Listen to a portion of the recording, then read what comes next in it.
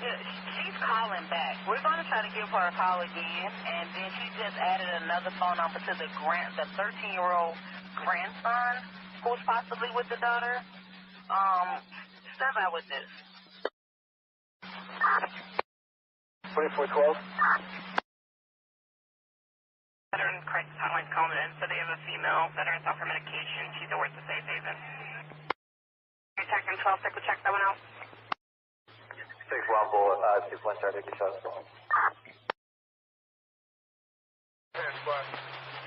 Officer still stands for talk? No. Offender in custody?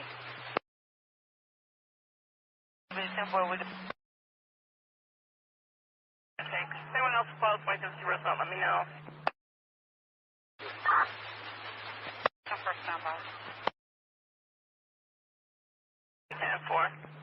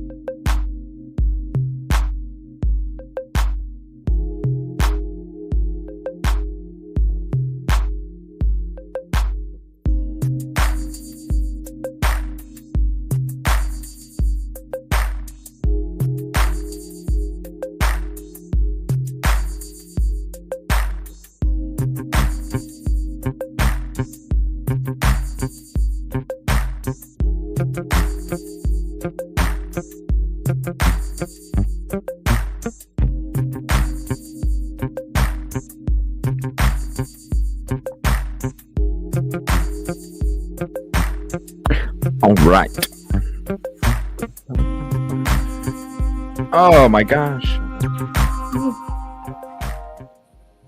Oh, I'm telling you, when you're a one-man show, you know what I'm saying? When it comes to the production, and it's like, I still don't feel good, but dang, we got to talk about this stuff tonight, even though I feel like crap, because I was gonna sleep some more tonight, but after all this stuff dropped earlier, I was like, holy crap. No sleep for the weary, CJ. Sorry. No. Nope.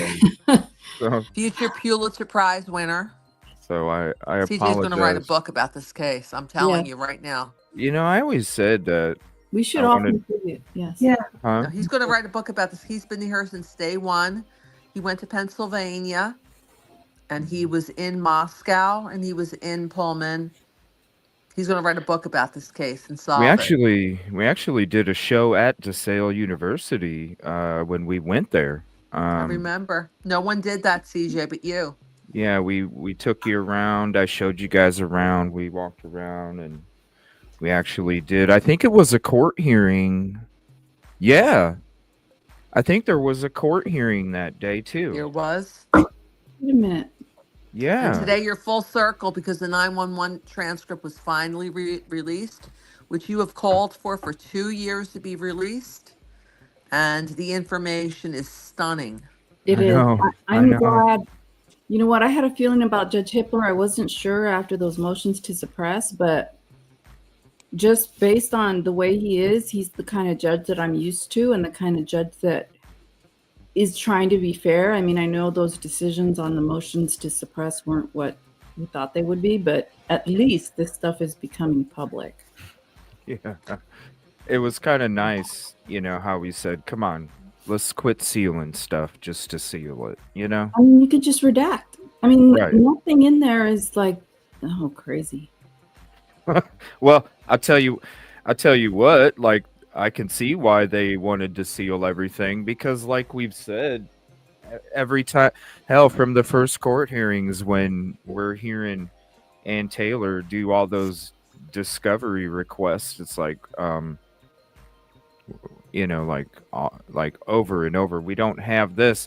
Even like the photos, you know what I'm saying? Like when those photos dropped a couple days ago, and I was already saying, you know, like right here, I was already saying, like, these are two completely different cars. You know what I'm saying? And especially when it comes to that reflection right here, okay? And a Hyundai Elantra is not going to give you that reflection, you know? I mean, just looking at it, yeah, it doesn't. And this does. And you know what this is right here? A Sentra. A Nissan Sentra, the first description that they were looking for when it came to a vehicle. that committed the crime, because I want, and as soon, so of course this is going to be the photo probably of the person that committed the crime leaving, and that's why they originally went with the 2019 to 2023 Nissan Sentra. But it was this photo, right? This other photo. Hold on one second. Could we give a shout out to Audrey for being the first on the block to talk about the 911 call? Thank you, Audrey. No, she did a great job with the live earlier tonight. She was the first one out of the block to report on it. Yep.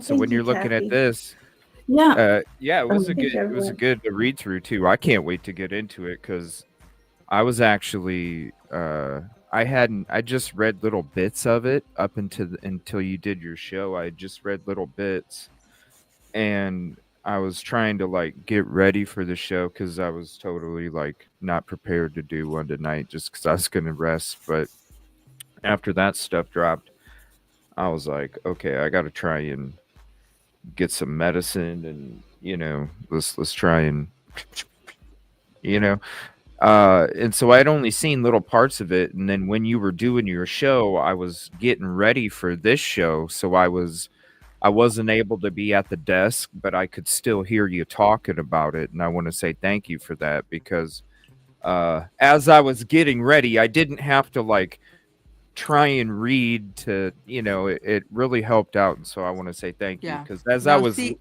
listening to half of it, she broke it before mainstream media did. Ooh, girl. Wow. Thank you. Sorry, I lost my train of thought. I was just gonna say that But the thank you. unsubs, that people get unsubbed, and I don't know why YouTube does that. It's crazy. Yeah, I do. This is what, ever since I started really paying attention to the numbers, a couple years ago, I didn't, it's like 20 or 30. I don't know why YouTube does this, and there's a lot of people that'll come in and say, man, I don't know why I'm not subbed, or I didn't, this and that, and I had to sub back, and it's like YouTube, for some reason, it like every night, and I'm serious, every night you'll lose 20 to 30 subs for no freaking reason. And it's really hard for people that are just trying to be about the truthful information and not the shock and awe that gets all the clicks and views. You know what I'm saying? We're just trying to be respectful, trying to bring you the information, discuss it in a proper way, and give you things to think about with a little bit of laughter in between.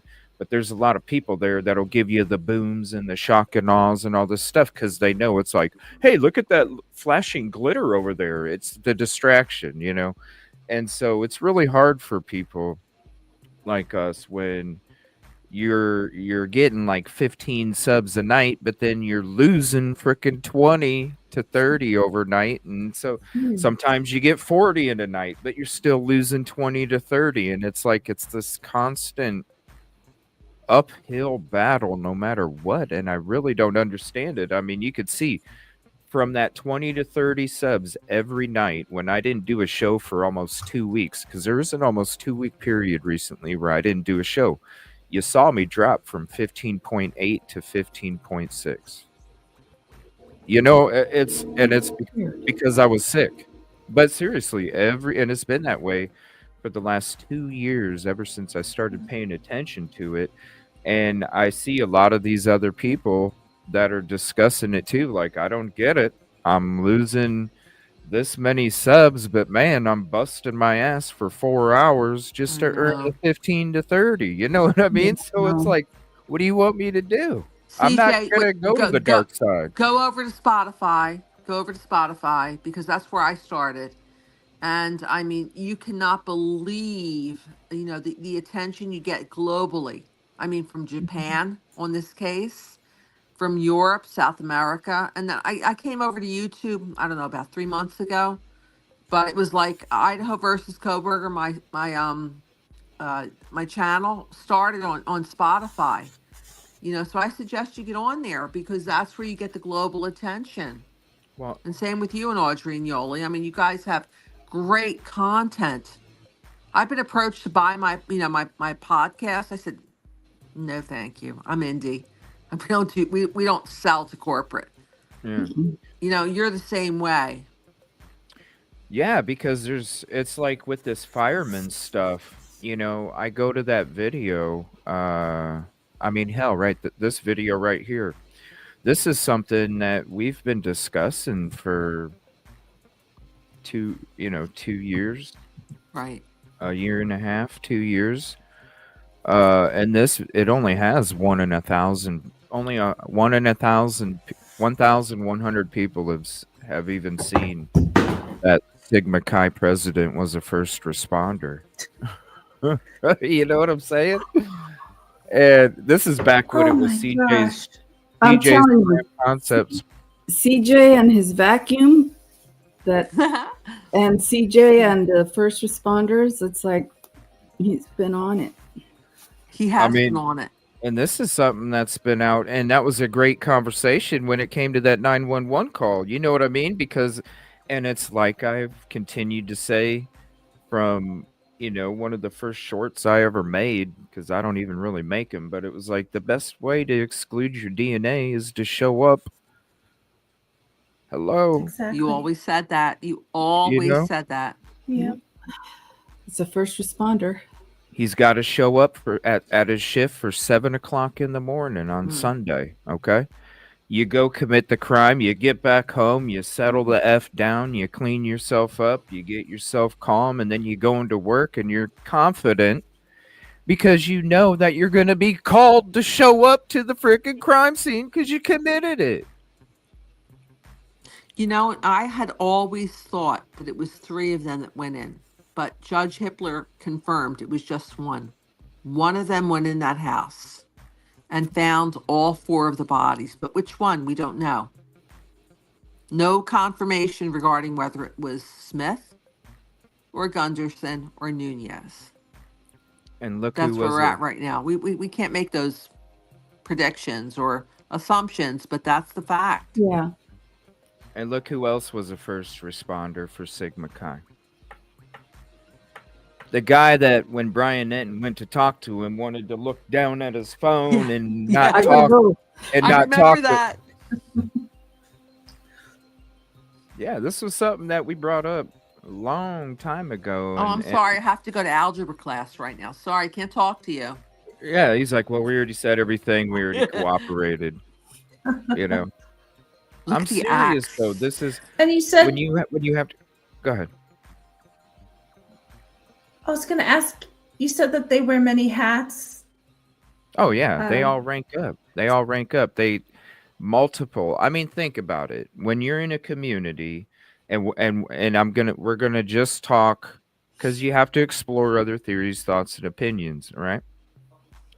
So if we're gonna talk about EMS and fire and police and even the university, even the fraternities and sororities, there's a reason.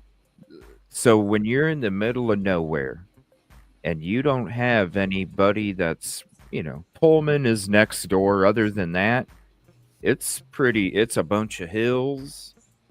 It's a bunch of hills and it's a bunch of mountains. It's beautiful. Oh my gosh, it's beautiful. But you're out in the middle of nowhere, so who's going to be doing this on you? Nobody, right? Nobody's going to be looking down. Oh, what the hell are they? That's kind of shady. Ain't nobody going to be doing that. So you're your own, community, not community, but you're your own existence as far as you can see, So right. It's a thing where they've all perfected that up there because it's always been middle of nowhere.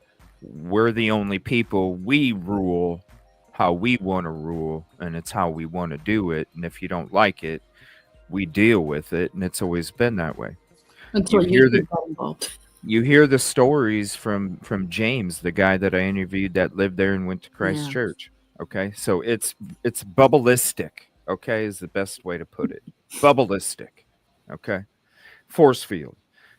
So you perfect, right? So man, we need more money, more money, more money, more money, more money. It's all about money up there too. It is. It's very rich up there as well.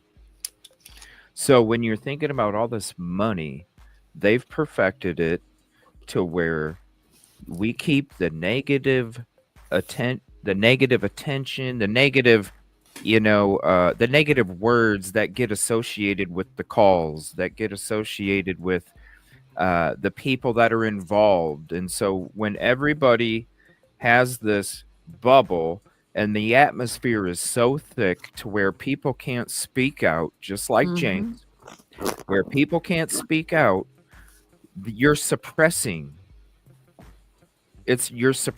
all of that information. And so what happens is just like this other let's see if I still have it up. I don't think so. There's a couple officers that just got awards because they saved somebody's life in Moscow just now. Okay?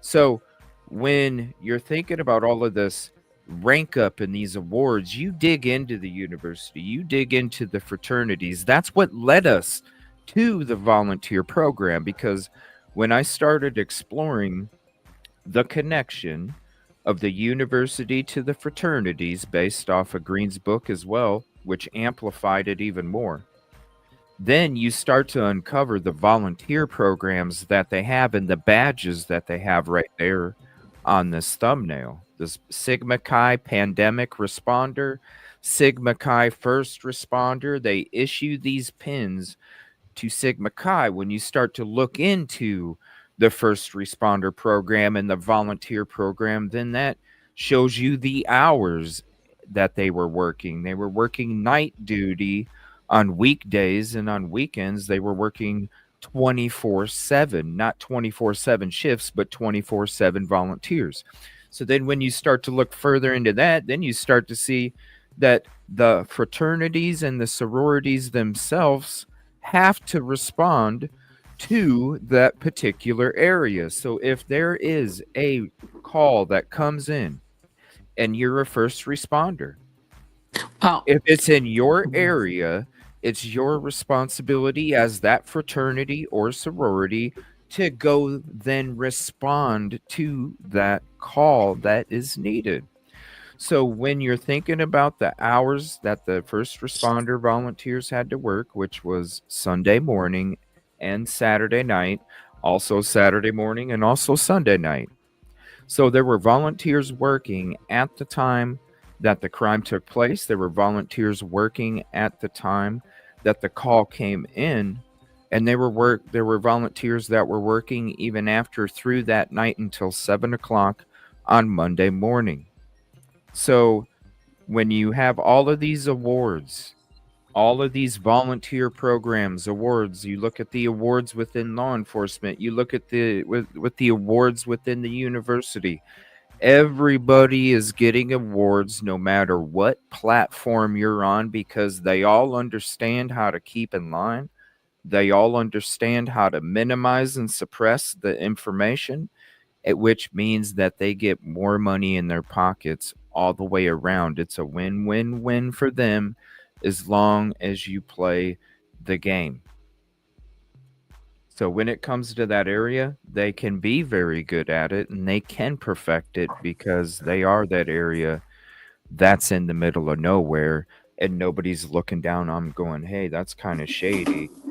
Just like when you see in the body cams, what other body cams in the United States of America that we know of that you can sit there and watch law enforcement officers treat females like they treat females? Okay.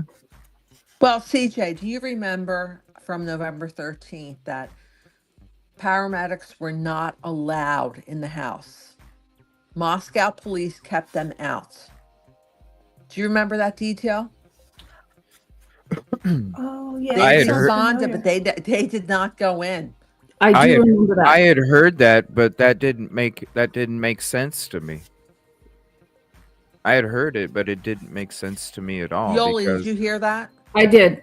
yeah, that was But in the very beginning. even the emergency response workers, EMS workers, were not allowed in. Yeah, that's what I heard from the very beginning, which doesn't make sense because they were the first ones to show up. And the coroner didn't go in until after. Think about it. Think about it. Who showed up first before? Let's go technical and not technical, because I'm trying to show you what I'm talking about with this right here. What people showed up before EMS? It was Moscow police, and it was one of these officers. No. Before police, before EMS, who showed up at 11:22? We just read the people in the 911 call. Oh, yeah. Oh, it was friends summoned to the house, right? Right. And what fraternity were those friends from? Sigma Chi. Sigma Chi. Boom. Boom. So what are you going to do? You're going to call Mr. President, the one that is pictured all the way to the other side of the screen holding that axe. It's almost Friday, because I'm ranking up in that volunteer program too. What are you going to do? Number one, remember when we went through the protocols of the fraternities? The fraternities have to also have a game plan, an action game plan for when it comes to situations like this. Who's going to have the most dictatorship and knowledge when it comes to that game plan?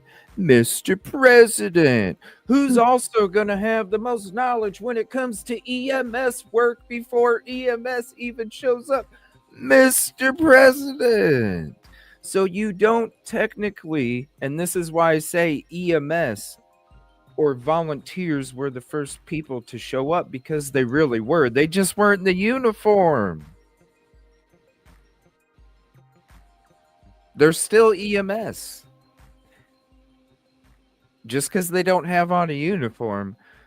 Because think about it. If you're a fraternity member, right? And you're Hunter, right? You're Hunter.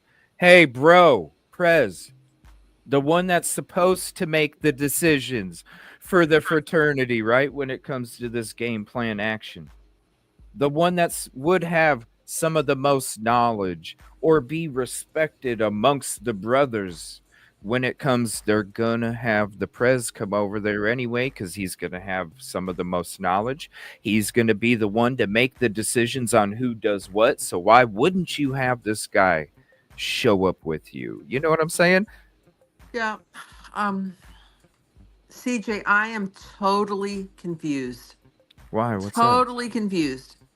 You know, we have to, again, Audrey C. broke the story tonight regarding the 911 call. Audrey. Okay. Yes. Emily was there first, it seems like. Hunter called 911 for Xana. Xana is supposedly in her bedroom with Ethan. Ethan is not mentioned one time. Audrey, what happened? What do you think? Well, it sounds like they didn't have eyes on Ethan, but they did have eyes on Xana. And from what we know, we saw the text. They were walking over something at the top of the stairs. So it sounded like the four people that were on of the unredacted part of the 911 call, they were in the living room with Xana. And that's all that because they you could see at that moment. When you see the photo, remember the DNA dirty glove, and I show you the photo of you know who taking the photo in the corner, right where the good vibes light sign would be on your left, in the wall for the bathroom on the second floor. There's that corner there. That's where they were looking down, taking photos too. And we always heard bathroom. You know, we always heard bathroom. We do. So Audrey broke this story. So Audrey, thank you. Do you remember in the PCA? Okay. Do you remember in the PCA? Oh, yeah. Okay. Also in the room was Ethan. So what happened? How can he be in the great room and also be in Xana's bedroom? How is that possible?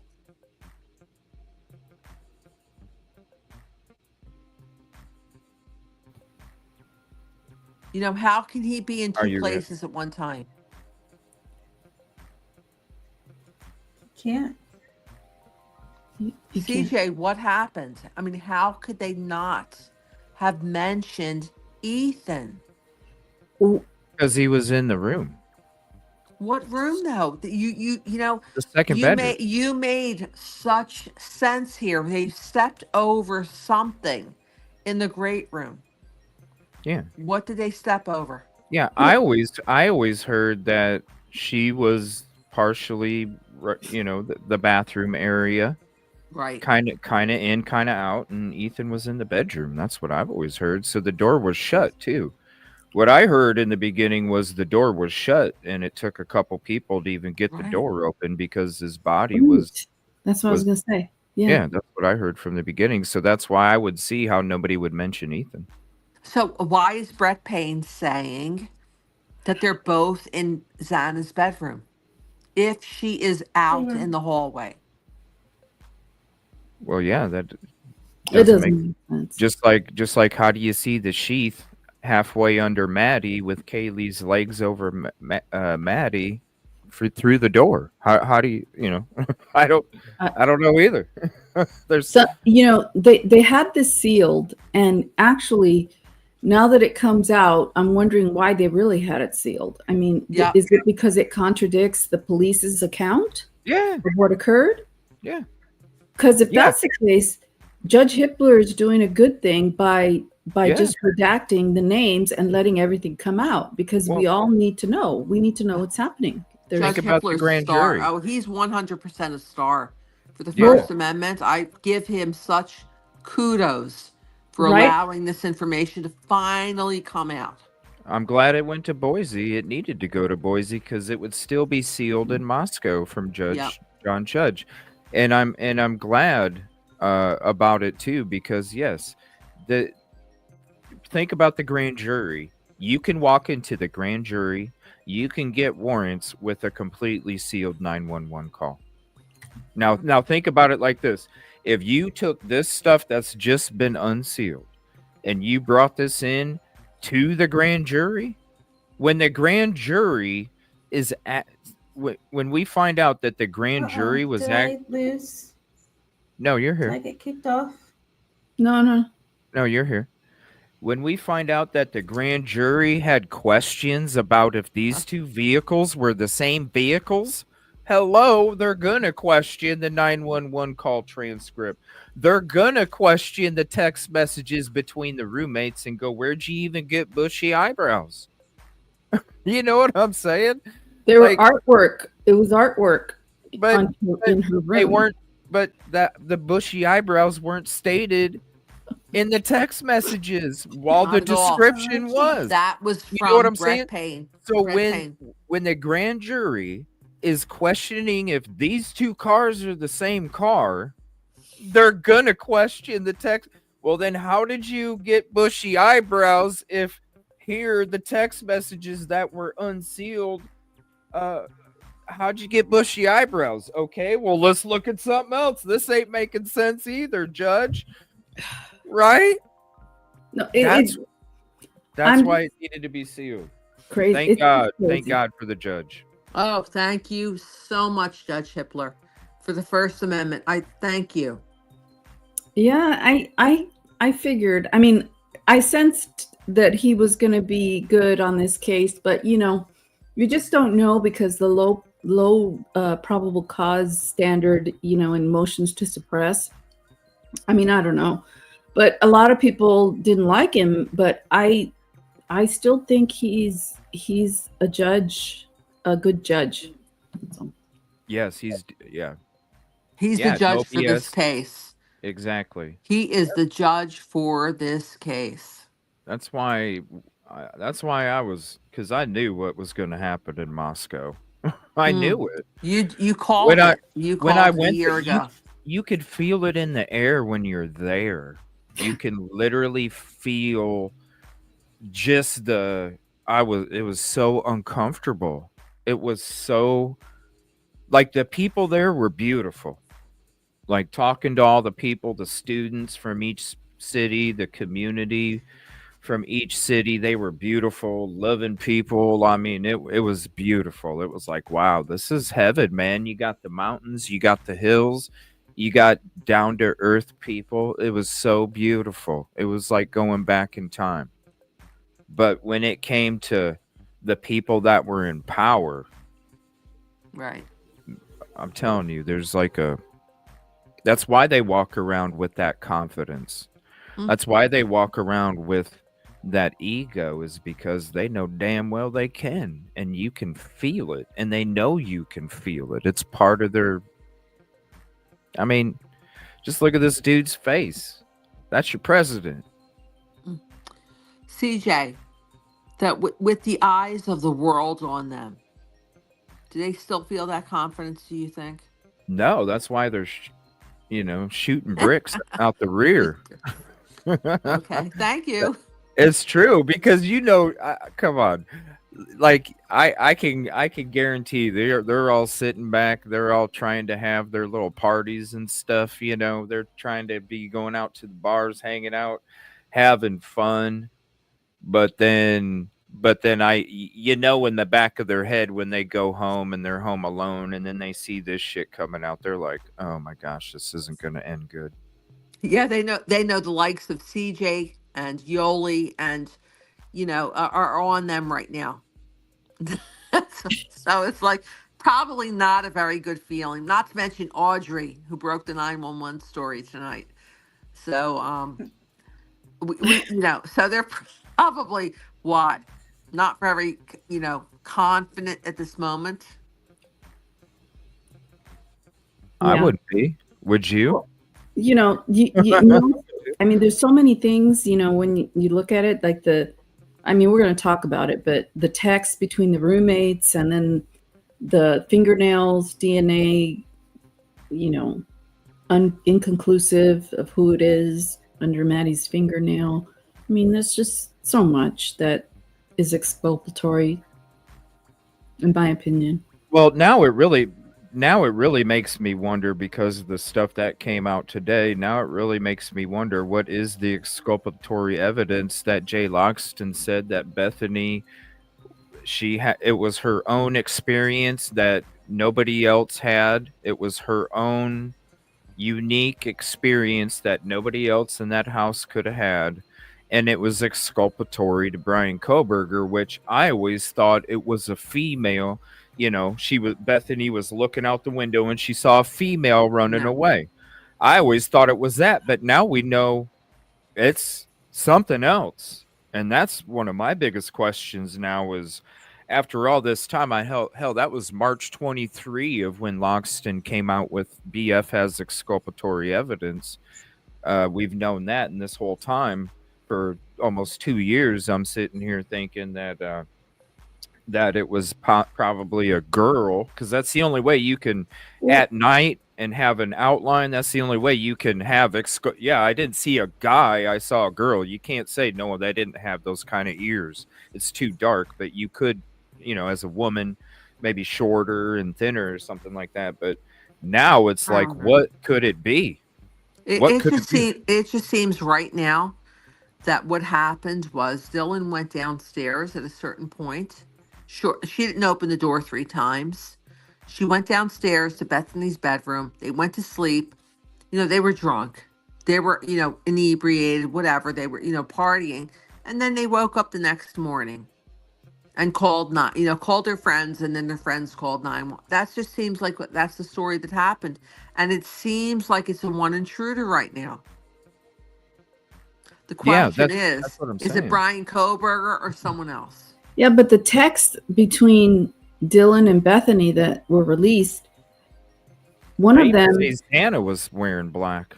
Yeah, and then the other one says, "Dude, it was something about wearing a mask," and perhaps, I have no idea how those texts reconciles with what Xana's statements were, where she was talking about whether there was a dream or whatever. She was talking about she saw a guy with bushy eyebrows, in a mask. And I mean, those two don't reconcile very well, the text and what Anna's statement was. Oh Yeah. yeah. She seemed very aware when she was Right. texting Bethany. Yeah. Didn't she say something like "I'm screwed" or something like this? Yeah, she said, Whereas when she's getting interviewed by the police, she's not aware. That's a red flag. I feel yeah, like police should go. That's an area to go into.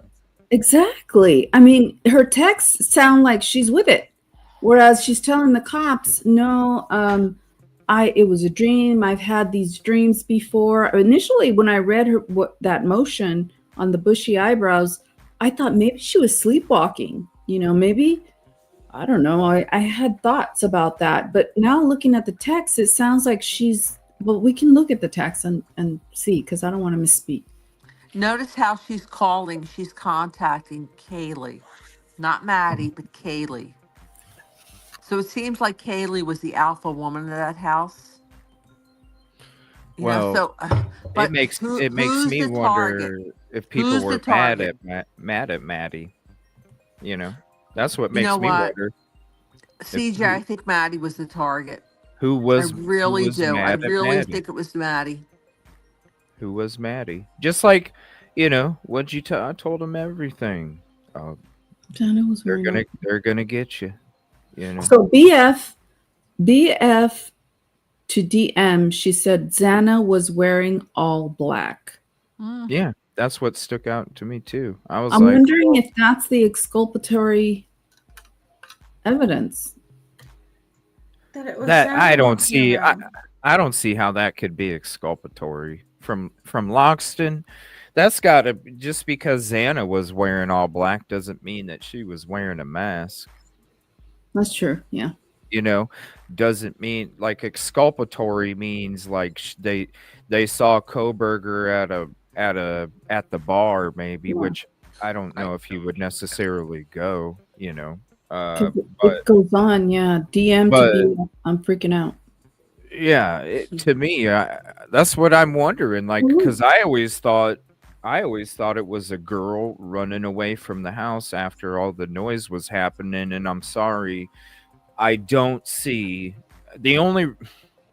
I've always thought it was one person, but I've also explored the idea that it was multiple. And I would say one person, to me, it was like 90 to 10, to multiple 10%. Because I've always thought like E and D, Emma and Demetrius, for a long time too. But when this is what is really concerning to me is, how did nobody, if there's only one person committing this crime, how did nobody scream? Well, maybe they're so scared, Like, or taken under shock. I listen, when you got It sounds four like they know people, something happened. yes, when you got four people, and it's not like they were all by themselves in their own separate room where somebody can go up and to the right here to every single one of them. I mean, there was two areas with two people together. I especially a female. Damn, a female sees a spider on the floor. You know what I mean? Yeah. Sorry if that was too loud. I don't see how there's not a peep where somebody's like, holy heck, that something really bad happened. Call 911. I'm sorry. I'm looking at this. You don't go to bed. You don't go downstairs and go to bed. But they were drunk maybe, and their judgment wasn't all there maybe. I don't know. Okay, we were all 20, 21, 22, right? I would have called 911. Okay, thank you. Yeah, Thank you. Look at this. DM to Gongalves. Kaylee, what's going on? Yeah, dude. What the F? Right. Audrey, what do you think? Because you broke this. They knew something was happening when they were writing that. Yeah. And I guarantee Audrey, there were where screams. does this frozen shock phase come in? Guarantee. Oh, shit. Where she's freaking out. DM to BF, I'm freaking out. Frozen. It's like I've said from the beginning. Frozen shock phase is a counselor term. Who sent out the crisis teams that were counselors from the university to the fraternities and the sororities that morning before anybody showed up? It was the university. That's where those terms came from. Clad in black. Frozen shock phase. Those are counselor terms. So yeah, this is, I don't know, this is crazy. At least it's coming out. Oh, Sea-Dog. We all got our ass beat before. Sea-Dog 88 with a $10 super chat. I got beat up while I was asleep when I lived in Louisville 2015. When you were asleep, damn, man. Trust me, I screamed, got the shit. Yeah, but you screamed. You do. Yeah, see you later, too. Attitude. Shout out Trump. Anyway, you got to think about it. We were all 21. You know what I'm saying? If something, listen, I'm sure we had roommates. Most of us probably did around that age or maybe earlier. Okay. 18, 21, pretty much the same. And when something like that happens, like if I'm hearing it, I'm going to check. Like that's just my instinct. Period. I just run to it. But when it comes to some people, go ahead. Go ahead. I was just gonna say that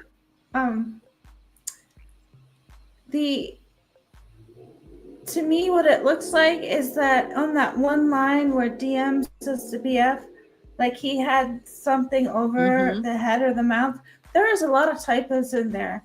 So it could have been like she had something over the head. Because when you're typing that fast, it could have been either or, and it would make sense in the context of what they're talking about a few lines up, because they just mentioned Santa. What I'm thinking was all this happened probably before DM was able to contact her parents, and her attorney probably got involved and it probably watered down a lot of this stuff to take the heat off of her. So I'm thinking a lot of what she said in these police interviews could have been after the attorney was saying, just don't give up too much information. They don't need more than... The attorney would have to know if she was texting, right? I mean, I think. Right. But, well, they're referring to Xana, and it says Xana was wearing black. I'm freaking out. It looks like it's like they're talking about Xana right here. No, it's like scheme. Shut the fuck up. Yeah, that's like they're talking about. It's like they're talking about. It's like if I'm looking at these text messages, to me, it's looking like they're thinking Xana's the one that went around and knifed everybody. Look at them. Yes, that's what it looks like. That's bizarre.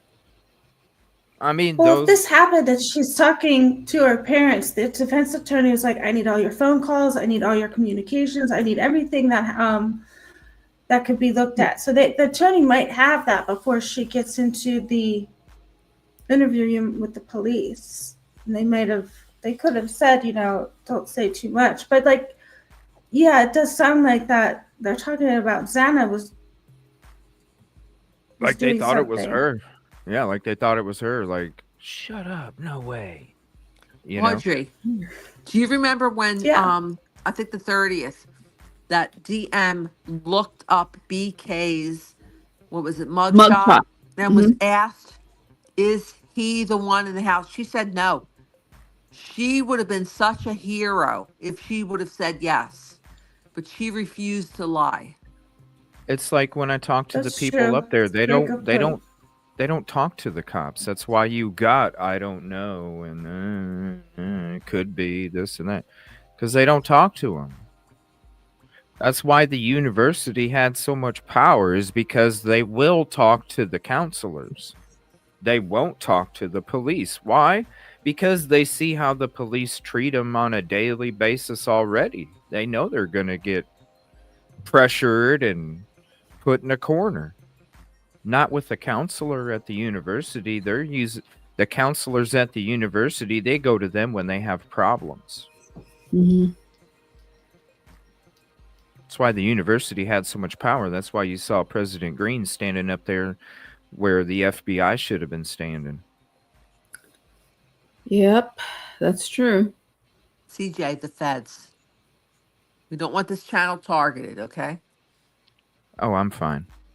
I show their picture on my intro. You have to be careful. We don't want this channel going down. I've heard. Listen, they know who I am. I've already sent him plenty of things in the past. DOJ, FBI, all them. I send them information. Like if I get the stuff that I don't even talk about. Yeah. When I get information, I do what I'm supposed to with information. That's why people get mad at me, because they hear through the grapevine that all of a sudden, oh shit, there's something. No, I'm not sharing it with nobody. No, I respect law enforcement. So I'm not worried about that.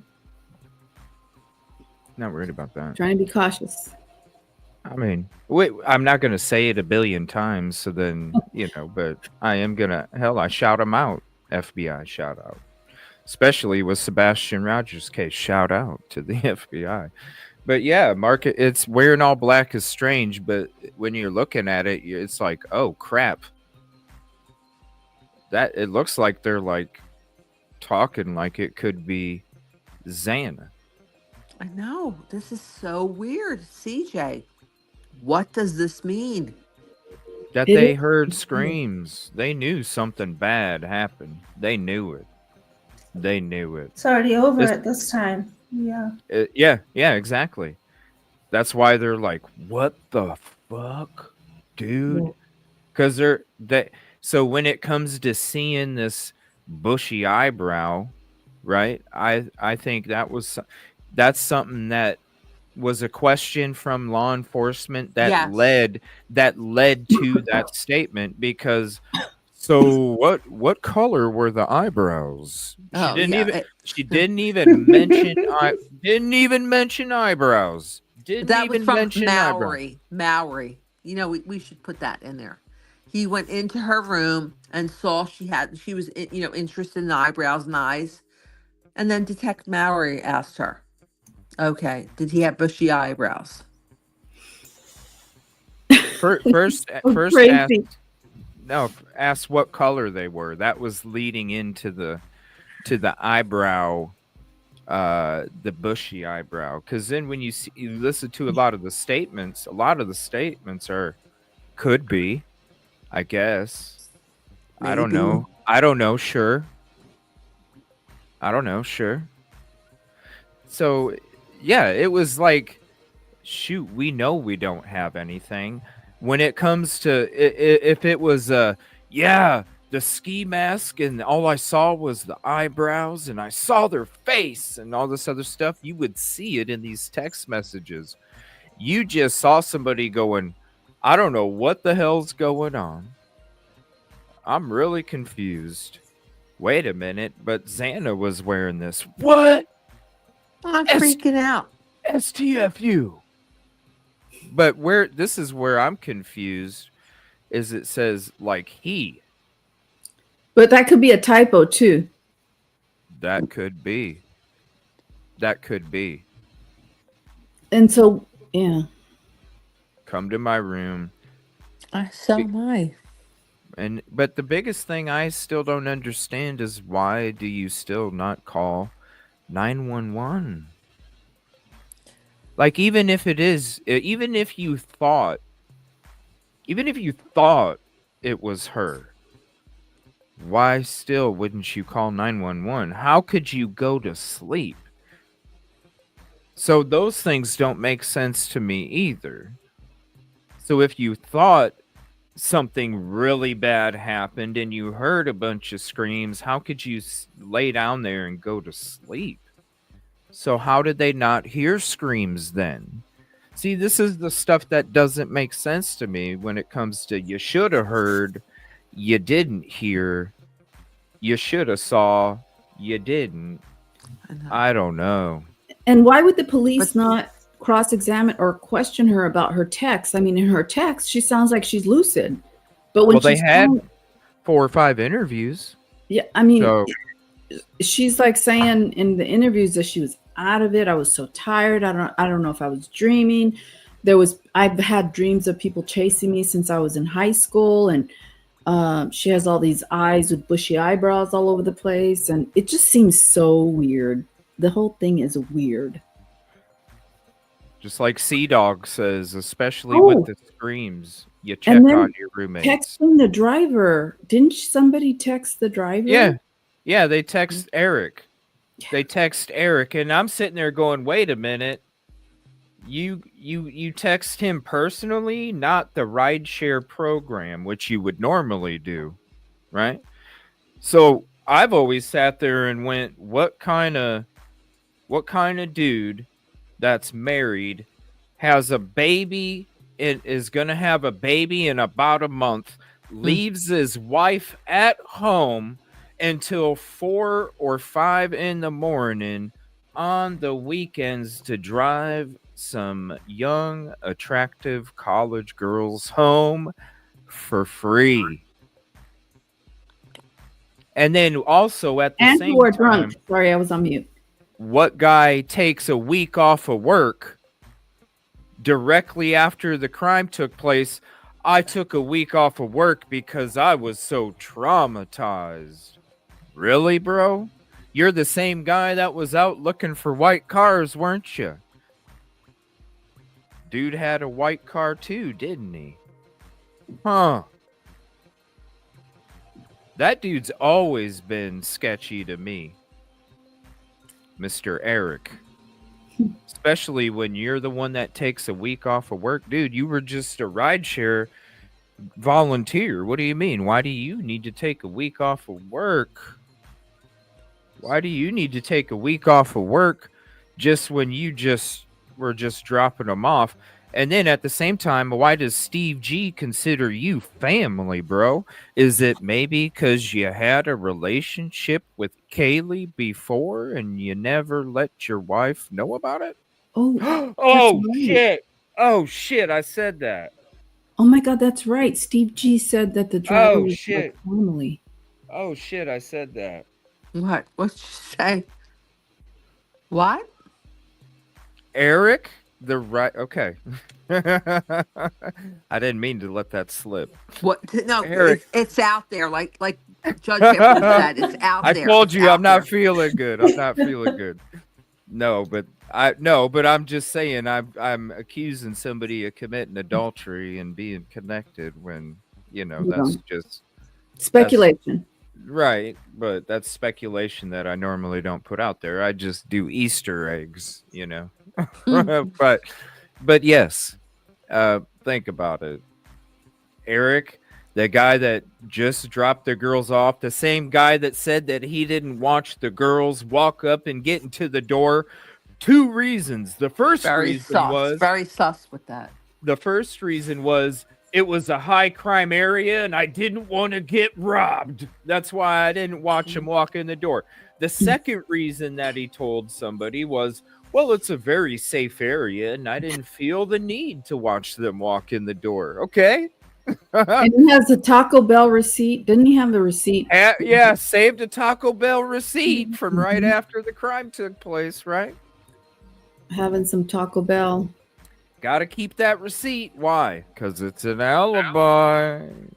Then you're the same guy that wants to distance yourself from them and knowing them personally. Yes, they're just students that I had, I dropped them off a couple times. It was nothing, I don't even recall how many times I met them, this and that. It's like they're just regular people that they do volunteer rides for once in a while.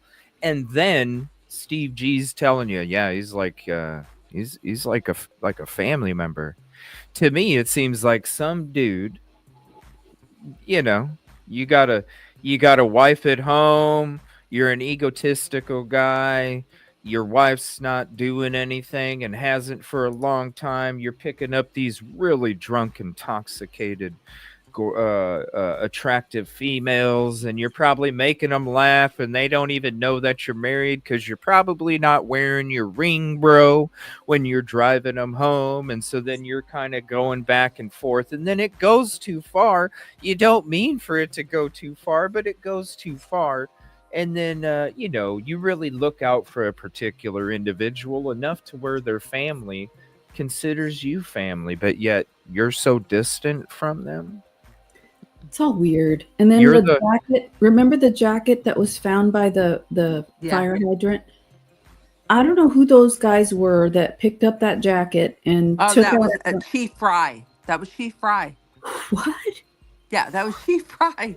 Picked up that jacket and put it down. Really? Sorry. Yes. It was? Oh my God, I didn't know that. Wow. I thought it was two other people.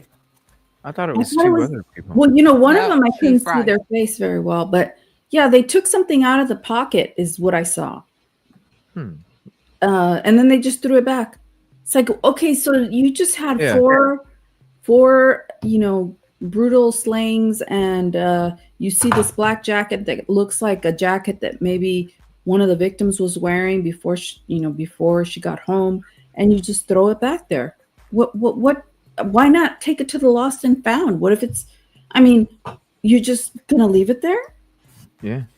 It's like they just looked at it like it was covering up the fire hydrant, and they just threw it down and maybe thought the person was going to come back and get it, But they took fire hydrant right before where the car was parked on Banfield the night before. The undercar was parked right in front of that fire hydrant. Yeah. Yeah. And then with Eric's wife works for Moscow PD. Eric was the same person that was supposedly the neighbor that turned in BK's car, and that's why we said, how can you be BK's neighbor, bro, when you've never lived in Washington State? I looked up your record. You've never lived in Washington State. So how can you be a neighbor to Koberger to turn his car in, you lying MFer? Yeah, he didn't say he lived 100 feet from BK's front door. Yeah. Yeah. CJ, you were there. How far is 100 feet from BK's door? I mean, you can just 100 feet. I mean, here's the PCA video that I did. That's the route that Koberger supposedly took to commit the crime. Okay. So you can read. This is when I went out there. I was doing this work. I had everything mapped out so you could see the exact route of how we took to get there. And that doesn't make sense. But you want to say 100 feet? This right here is probably, because this is where my video starts. I started it off from Steptoe Apartments where he lived, and I took you the exact route, turn for turn, of how the PCA tells you how he drove to commit this crime. I did it in the daytime so you could see everything a lot better, and I also did it at night. But 100 feet, twice that distance from where we're sitting. You know what I mean? You're in the parking lot. So when I back up, you'll see how close the buildings are, because this building, so this is me far away, okay? Because if I'm back then when I did this was a year anniversary when I went there. Back then, it was all about him being an incel and all these other things. And I'm like, well, if I'm an incel and I don't want to be around anybody, I'm probably going to park back here, because then I'm by myself. So I would say like half this distance would be 100 feet. You see the building right over to the right. So if you're saying that you're 100 feet, because off to our left is an open area. So the neighbor that would be 100 feet or 1,000 feet would be that next building, but it wasn't Eric though. It was actually the guy that as soon as He gave him a tip about Koberger, Right. and then left out of the country. Okay. Guys, I'm gonna point this out right now. If you have not seen CJ's video, please watch it. It's important research, and drop a 5 or a 10K, $5 or a $10 super chat for him. Oh no. Because it's a lot I'm of work. saying this, not you. Okay, CJ, I'm saying this because there's a person whose life is on the line right now. And CJ is trying to point out some issues regarding that. Thank you, CJ. Yes. Oh no. Yes. It's awesome. I'm doing it just because, like if it was me in this situation, I would want somebody to do it for me. That's why it's just about the truth. And it was the neighbor. It was a neighbor guy that said that he did some kind of ancestry thing. Yeah. That's when he turned him in, and that's basically what they did. Is they took Eric and put Eric into that neighbor. They morphed the story, and why they did that I don't understand, because that it like contradicts one another, like you already know that the dude doesn't live there, and the only thing I can think of is that and instead of turning left, he turns right, when if he didn't want to get caught on cameras, he would have turned left. But anyway, when you see like how they morph this stuff, it's almost like they didn't know. They didn't know. And how you, even with that witness statement, there's no way that you're a neighbor. You've never been a neighbor, but somehow you became part of the neighbor's statement in the public opinion. And it was all about public opinion, because you're not going to come out and talk about how dude gave you a tip and then he left the country, because then you're going to be like, well, what'd you let him do that for? What if they needed him in the trial, right? What if they needed the guy that gave the tip and they needed him in trial? But when I feel like, because Eric had to be dropping people off in Washington State too. And I wouldn't be surprised if he was like cutting out the middleman to make sure that the ones that he wanted to keep picking up all the time. Hey, look, here's my number. Instead of calling that program, just hit me up directly. That way I can make sure, I wouldn't be surprised if this dude had a whole bunch of side chicks. Hey, don't worry about calling that rideshare thing. Just here's my number. You hit me up directly. I'll just do it for free. And then that gives him an opportunity to sit there and get the love that he ain't getting at home.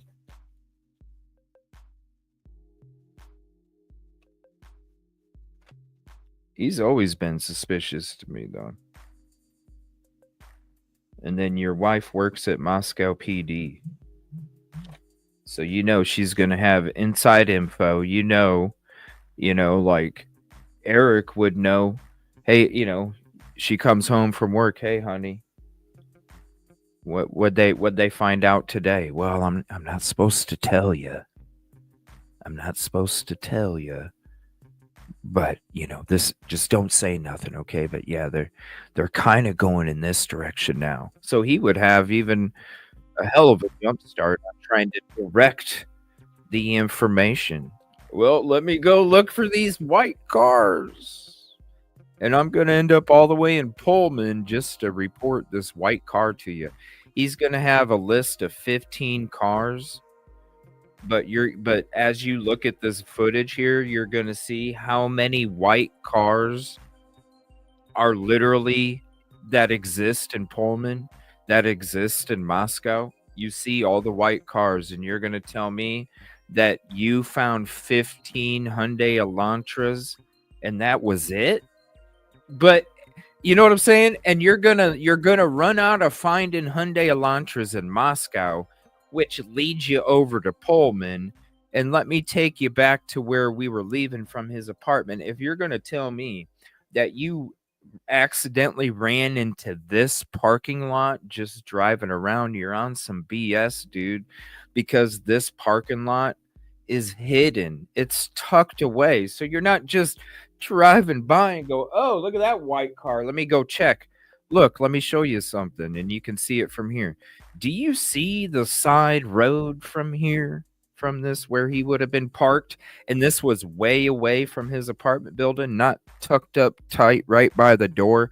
This is at the very back of the parking lot. Can you tell me, can you see the side road right there? Can you see somebody just driving by noticing your white Hyundai Elantra? No, you can't, because look, as soon as we're pulling up here, we see a whole bunch of I still don't see the side road yet. Now we're coming up, and you'll see it's going to dip down a little bit. And then when we turn left, because even if you're a car driving by, good luck. Look, we're turning and curving and going down. Nobody driving by this side road is going to see your freaking Hyundai Elantra in that parking lot just driving by.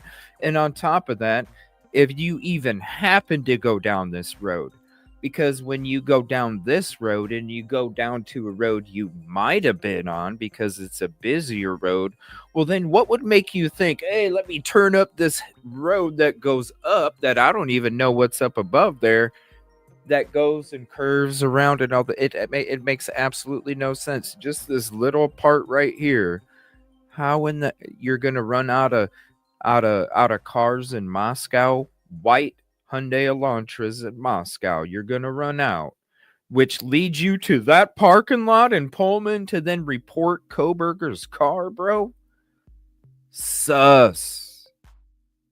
Because when you're driving down this, why wouldn't you pull into the parking lot of that apartment building right there, or maybe the one next to that?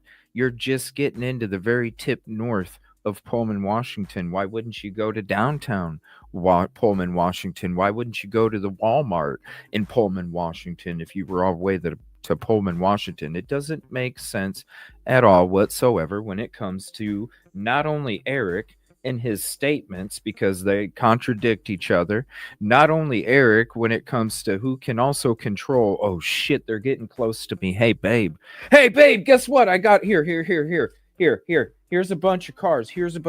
Take that into them, okay? Take that into them. So you can help direct where the evidence is leading. I mean, the dude would have been in a perfect position too. You just don't come across this. It's CDog88 with the $5 super chat. Bloodiest crime scene ever. Hello, 911. My friend is unconscious. Right? And that's another thing too, when you read these and you're going, wait a minute. You're gonna have an unconscious. Oops, I'm sorry, wrong one. It's the 911 call. You're gonna have this unconscious, but when we're talking. Remember when Mabbott described the crime scene and she said it was very messy. It was very messy. How in the hell do you call just for an unconscious person when it's a very messy scene? Oh, you're on mute, Yoli. It makes no sense. None. It makes no sense. All of this that's come out is just giving me more reasonable doubt. Reasonable doubt. Nothing has pinpointed me to the direction of BK. What I'm looking at is just confusion. Nothing. Reasonable doubt. I mean, that's just how I see it.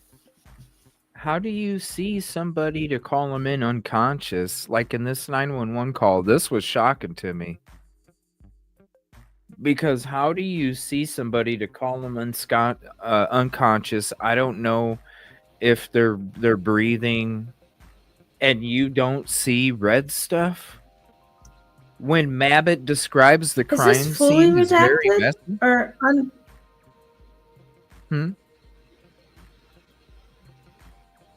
Is this fully unredacted? Are we seeing it in its entirety? No, it's redacted. Like, okay. But this is it, right? Yeah, the 911 call. Yeah. It's what you read. It's so odd. Yeah, it's what you read. Somebody said that there might be more because it was redacted a little bit, but I guess not. Well, there is, because there's messages that took place before these ones. You know? Okay. But when it comes to the 911, how do you call in just an unconscious person? You don't know if they're breathing or not, and you don't notice blood? If Mabbott describes it as messy, you should have been able to see. The only thing that it would say to me is that it was really dark when Dylan ran downstairs, obviously. It was really dark. I'm going to paint a scenario based off of the 911 stuff that came out today. Dylan runs downstairs to go talk and fall asleep with Bethany, okay? Wakes up the next morning. All of a sudden smells, because remember when I said when it came to the smells, Bethany wouldn't have been affected as much as the other floors, especially the second, being all the way in the basement, right? So when Dylan goes down to Bethany, they're not noticing what is fumigating in that second and third floor. So when they wake up, I bet you Dylan probably went up the stairs, turned around just a little bit, and saw feet.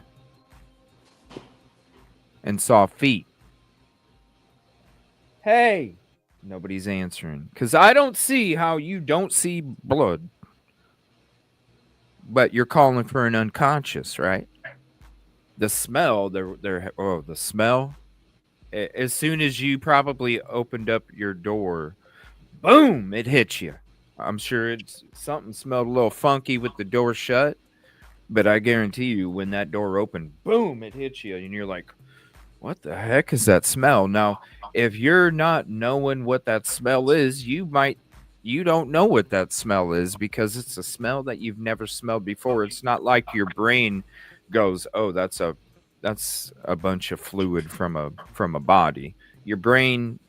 But your brain's gonna be like, what is that smell?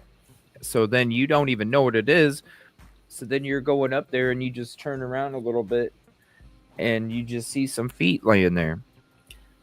Yeah, and so I don't understand how else. Why would Xana say in the text, or not Xana, but Dylan say in the text, I'm screwed though, or something like that? She says the latent shoe print. Because she probably went up there to go look and accidentally walked in a puddle and didn't want her footprint to be the puddle, her footprint to be shown, because then they would look at her as the one that committed the crime. Does she have the third? No. What size was it? I guarantee you this picture right here, hold on, let me find it. I'm not going to say guarantee. I'm going to say there's always been a really good, in my opinion, I've always felt like this was the shoe that made the print. That's just me. Because who else, a person that commits the crime ain't going to worry about cleaning their damn footprint, because as far as they're concerned, that'll get them caught quicker than if they got caught. If they found out who the footprint was. Look, I got a better chance of getting away leaving the footprint than I do trying to clean it up when there's still people alive. It only takes 5 seconds for somebody to come up and eyewitness me cleaning my damn footprint. It's going to take you a lot of investigating to tie that footprint to me. I got a better chance of running than I do sitting there cleaning that footprint. That's why I never a person that commits that crime ain't gonna sit there while there's people alive. You're out of your damn mind. You're out of your damn mind. But when it comes to cleaning it up, one footprint, it's not a bunch. It's not a bunch of footprints. It's one footprint that was cleaned up. So to me, that says somebody went, oh shit. Okay, but why didn't she say, yeah, that's him, when they showed her the mug a shot of him? It would be hard, if it's dark and the only light that you have there is that good vibe light shining on that person's face and they're wearing a ski mask. It'd be hard. I don't even know how are you? I mean, you could literally put a whole bunch of people up in with eyebrows that are the same color, just different faces, different names, different DNA, and they could all be, yep, that looks like him. That 5 out of 9 look like him, But when it comes to at night too, it's dark. How are you? I don't even know how. It's kind of like when they asked her what color the eyebrows were, and she didn't know. Because there just wasn't enough light to really give a description. That's why they couldn't come up with a drawing, because there wasn't enough information that they could come up with even a sketch. Well, That I have says a a lot, question. Yeah. If Bethany was saying in those texts that she said Zana was wearing black, that implies that she saw Zana. So what time would it have been? Would it have been after what Brett Payne had said? Well, when it comes to this, it makes you wonder if that's what she was wearing as a joke. You guys remember back then, we all heard about how there was people that were dressing up as cops, people that were dressing up as firemen, people that were dressing up as agents, that, it was, people were coming in dressing like cops, doing shit. We heard a lot of that stuff going on. You see the types of jokes and pranks, and you see the types of even the weapons that were around the house and the neighborhood and stuff like that. What if it wasn't a joke? Like she was a wild and fun one, she was a wild and fun one. So, that's what's odd to me is, yeah, she's wearing all black. Who knows? Maybe she's wearing an all black outfit and she wanted to play a prank and scare one of her roommates with the mask on and make them think that she was somebody that was in there to, like scare your roommates for fun and record it on social media or something. A prank.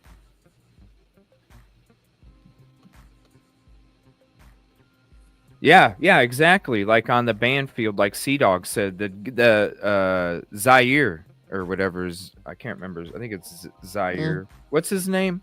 That dude has bushy eyebrows too. He was like, "Oh, I thought you were a fake cop." Saeed. Yeah, Saeed. Remember Saeed in the Banfield body cam? I'm gonna be revisiting that tomorrow morning in tomorrow morning's show with this other stuff I'm getting into. Yeah, you'll see, like, oh, I thought you were fake.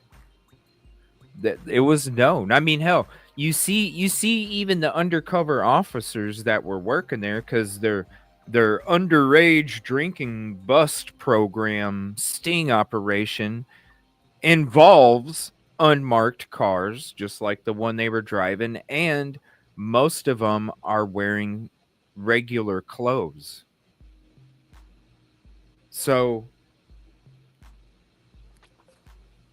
yeah, you just, they do their things their own way. I mean, what model was that anyway? Because it was Ford. It was a Ford Fusion. Was it it was a white Fusion? sedan. No, it was a silver. Silver-ish. Yeah, it was silver, light silver. But there might have been another white car. I don't know. There's so Because many. they even referred to it in the body cam. They're like, yeah, didn't they say they had like Ford Fusion? Didn't they say like they downgraded Something like that. Yeah, they had like downgrade or something, but they were using them because they were fuel efficient for the sting operation they were doing. Yeah, we'll be watching that again tomorrow. It's one of the things that. But yeah, it could be Silver Fusion hybrid. There we go. Yes, that's what it was. A Silver Fusion hybrid. So it could save it on gas. Save on gas. CJ, but you said that car that we saw as suspect vehicle 1 possibly was not a white car. The one that was leaving. Possibly a silver one. Yeah, leaving. The one that was leaving. Yeah. I haven't been. I've been sick, so it was one of the things I was going to get into. Could you imagine if last that night? Could you imagine if that was the undercover car? I don't think it is. Because, it would almost show up. It would just. So if you're looking at, whoops, hold on, let me get that other photo. If you're looking at the one that's coming, now I think the person that committed the crime is the one that's leaving, and that's why I think they came out with the Nissan Sentra first. Really, CJ? You think that's the car? The car? Yeah. Not coming, but leaving at 4:20. Yeah. Yeah. Oh my God. Yeah. Yeah. Yeah. It looks different. It really does. Yoli, it looks different, doesn't it? Yeah. Yeah. So when you're looking at this one right here, that's definitely a white car. If it was a light silver, which you saw in body cam, it's going to show up almost like that when it comes to the night vision of these cameras. Okay. The white to slight gray is basically going to show up very similar in your night vision of your cameras. Okay. When it comes to this color right here, this to me, it's like I said, it's like a blue or a green, or it's actually a color. It's not. And it could even be. It would be something that it wouldn't be like a red. Okay, like a red is going to attract darker exposure, but a green or a light blue will reflect some of that exposure back. So when I'm looking at this, like this vehicle right here is going to be a white or a silver, right? Like, so CJ, I can't really see this. Like, do you know where the windshield ends and the side window starts? Is there a sunroof? This one on the left? That's leaving. The other side. Oh, that's leaving? No, that's what. Yeah. That's what's difficult. So that's why. So when it comes to what they first reported, so they were first looking for in the very beginning, they were looking for a 2019 to 2023 Nissan Sentra. Right. They quickly changed it to a 2011 to 2013. I believe based off of the photo of the car coming in, and that's where they were going with it. But when it comes to this, so when you see that, you see the tail lights and you see that constant light that goes across, it gives you that image, and I'll show this part. It gives you that, see how it gives you the image like there's a tail light that goes all the way across, but it don't. Because when it comes to this Nissan Sentra, this is going to be illuminated, and the illumination is going to continue into this chrome strip. Which then on a camera that is getting reflection back, it's going to show up like a light that continues, but in fact it don't. It's just the chrome that is reflecting off of the light from there. So because what's happening is the light that is on this porch is actually creating the reflection on the chrome strip to then show up on the night vision camera. So when I first saw this, you picked that out. well, when I first saw this, that's why I was like, "Holy crap!" There's the Nissan Sentra, but I'm sitting there going, "Wait a minute, It doesn't." I'm like, "But the Nissan Sentra." I was thinking it was like a hatchback when it first dropped, but as I started to look more into it after the show, I was like, no, this makes sense. Why they came up with the Nissan Sentra first was because of this photo right here, which is why I made the statement. That's why I believe this person is the one that committed the crime, because this is the description of the first car that they came up with. This was this photo over here was a photo that went with what they were trying to promote. CJ, so you think that that's suspect vehicle 1, not the one coming in. This right here. This one right here. I bet. The one to the left is not. Right, because see, they don't. Here's the thing when it comes to the text messages, right?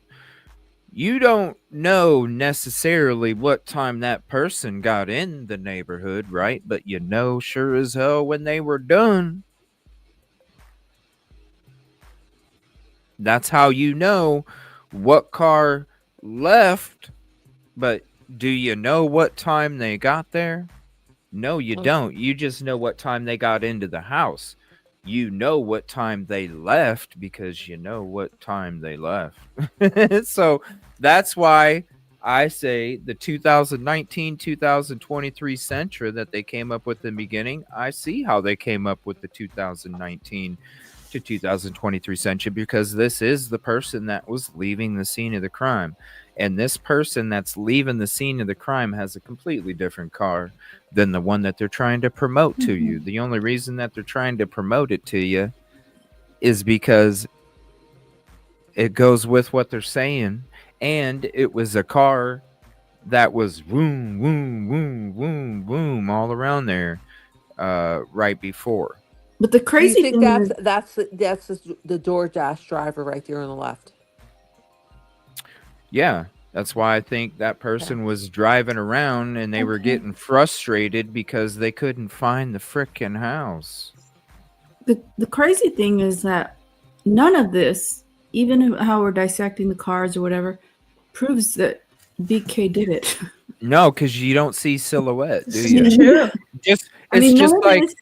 I would be, if I were a juror and I really don't know about cars, I would be like, yeah, I don't know what this means, but it doesn't mean he did it. No, it don't. There's some cars around the neighborhood, but I don't know who they are, and they look different. And I mean, I don't know. Like the Ridge Road camera. You're not. How are you gonna see a silhouette? How are you gonna see that? How are you gonna see that? That's BK. It's like what Ann Taylor was saying in court. You know.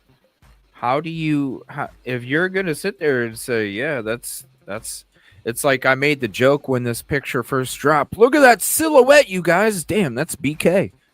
C-Dog even made a comment like, there we go. It's done. It's confirmed.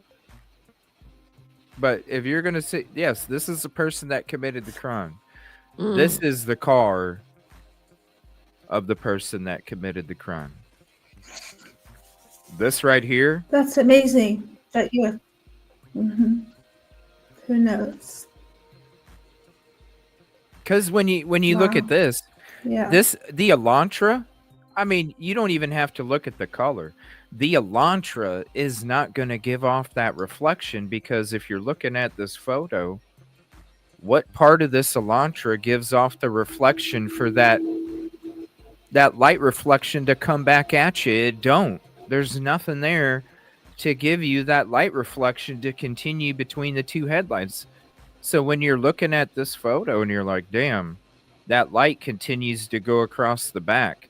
Well, if this is the Hyundai Elantra and that's the Nissan Sentra, well, the Elantra does not give off that reflection.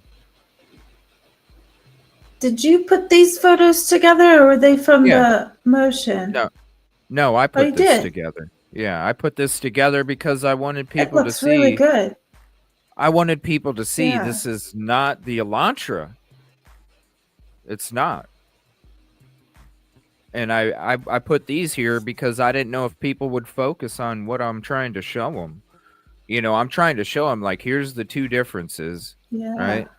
But when you're looking at, here's this, and then this is zoomed up because I want people to see, look, just pay attention to the continuous light source that's reflecting. And you're trying to tell me that it's a Hyundai Elantra? Well, I'm going to go with what you first put out, which is the 2019 Nissan Sentra.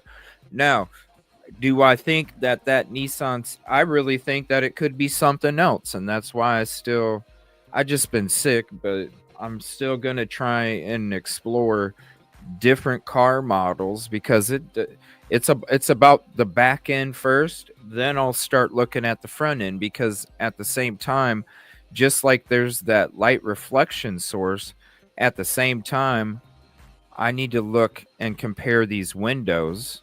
Okay. And this is another reason I'm going to show you why I think it's a Sentra and not an Elantra, because you see this right here.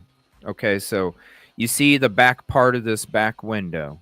All right. You see how it's got more of a triangle, right? It's got the triangle and it's facing this way. So, okay, so you see the triangle, it's like facing, here's the tip of the triangle where my hand is at. And then you got that part going up there.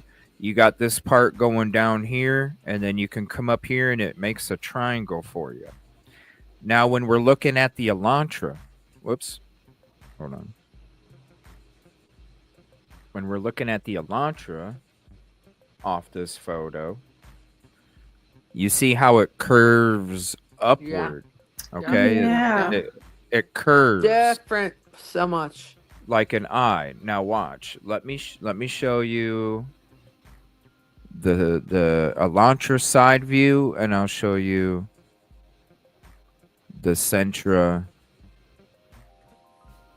And this here, I'm going to show this. This is why I don't think it is this Ford. Let me, since we're paying attention to the back parts of the windows, I want to show this too, because there's a lot of people thinking that this vehicle is part of it, and it's not. Look at how lengthy this back window is, okay? Right. See how lengthy it is? Yes, it has a little triangle, but yo, if you're looking at it sideways, it's not that window. Those two windows are going to stretch on that photo. It's not this vehicle. Here, let me give you a side view, and you'll see the side view of the Nissan Sentra after I show you this. Let me see if I can. I thought I saved it, but I guess I did. I apologize. 1 second here. Okay. Perfect. So here's a 2019 Nissan Sentra. All right. Okay, never mind. Hold on 1 second. Okay. So here's a 2019 Nissan Sentra. You see how it's got that triangle in the back window? You see how it's got the triangle in the back? Is this going to show up? Hold on. See how it's got the triangle in the back one? See what I'm saying? Yeah. Yeah. That has that. That's very close. Yeah. Yes. And see what it has on the front bottom. Those fog lights, right? So when we're looking Oh. at, yeah, here, let me show that again. Sorry, I cut it off too early. So when you're looking at this back window, it's got that damn near perfect triangle right there. Okay. It doesn't have that stretchy window like the Ford. Mhm. And look what you have right here in the front. These lights right here. Okay. And pay attention to these rims too. These lights right here. Okay. When we're looking at the difference between that, I'm going to go back to this photo.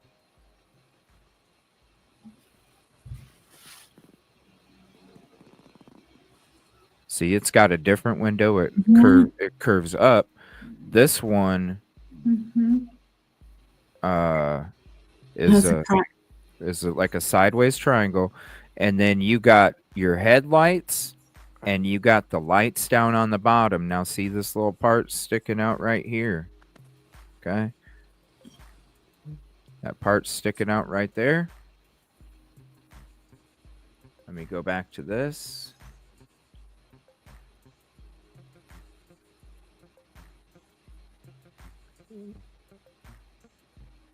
What the heck? I don't want to start a... See that little part sticking out? Oh my gosh, these pop-ups. There's little parts sticking out. It's got that little ground effect. That little ground effect on the front. Wait, I don't see it. Point. This right here. This little part's sticking out. Oh, okay. I can't hear. Let me see if I can save it. And I can zoom it in. No, it won't let me. Hold on. Let me take a screenshot. Hold on. That way I can zoom in on it. I thought I had this saved already. I apologize. I probably do. It's just probably somewhere. I don't even know where I put it because my head's been hurting. All right. Let me just pull it up.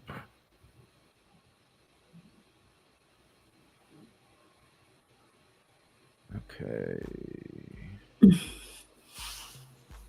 So let me stop that. Okay. This. Yeah. Yeah. At that angle, that's giving you that little bump down there at the bottom.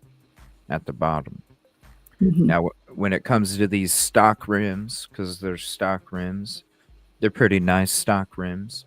So when you go back to this photo,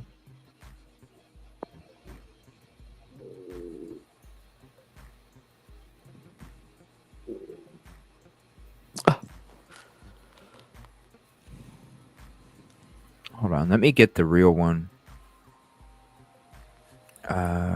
This.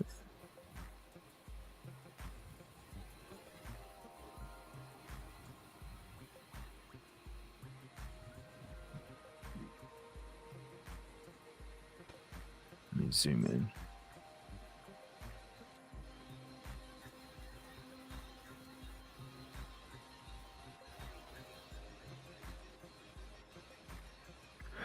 So you see, you got all that brightness all down here. Yeah. That little part sticking out right there. Yep. I see it.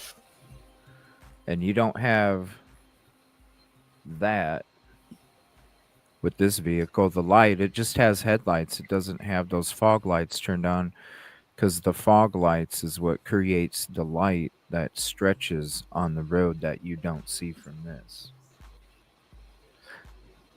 Wow. So, and isn't that window tinted? Yeah. Oh, it looks like it is tinted because if it wasn't, based off of the light that you see right here, that would extend all the way through here, and if it wasn't tinted, you would see a discoloration in this part of the window right here based off of the light Yeah. that would be coming from the Mhm. dash. Yeah. Whoa. So they are tinted. CJ, is there any way, any technology that helped us see who that driver is? Well, I can.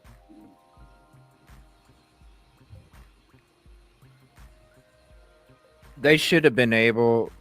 So with these cameras, okay. Let me switch back to this photo. With these cameras, they should have. There should be, and it's got to be because these are scanned. Okay, it's got to be because these are scanned. But when it comes to these cameras, they should already have a little bit better clarity than this. So it's almost like when we're thinking about this photo. Let me see. It's almost like when we're thinking about this photo, right? This photo looks real grainy, but it's because it's an image of another image that's getting transferred, and so you lose a lot of the clarity, right? That's why the video is going to be so clear of this car. And that one has tinted windows. It does. Interesting. It does. But it would have showed up like the other car that's coming in.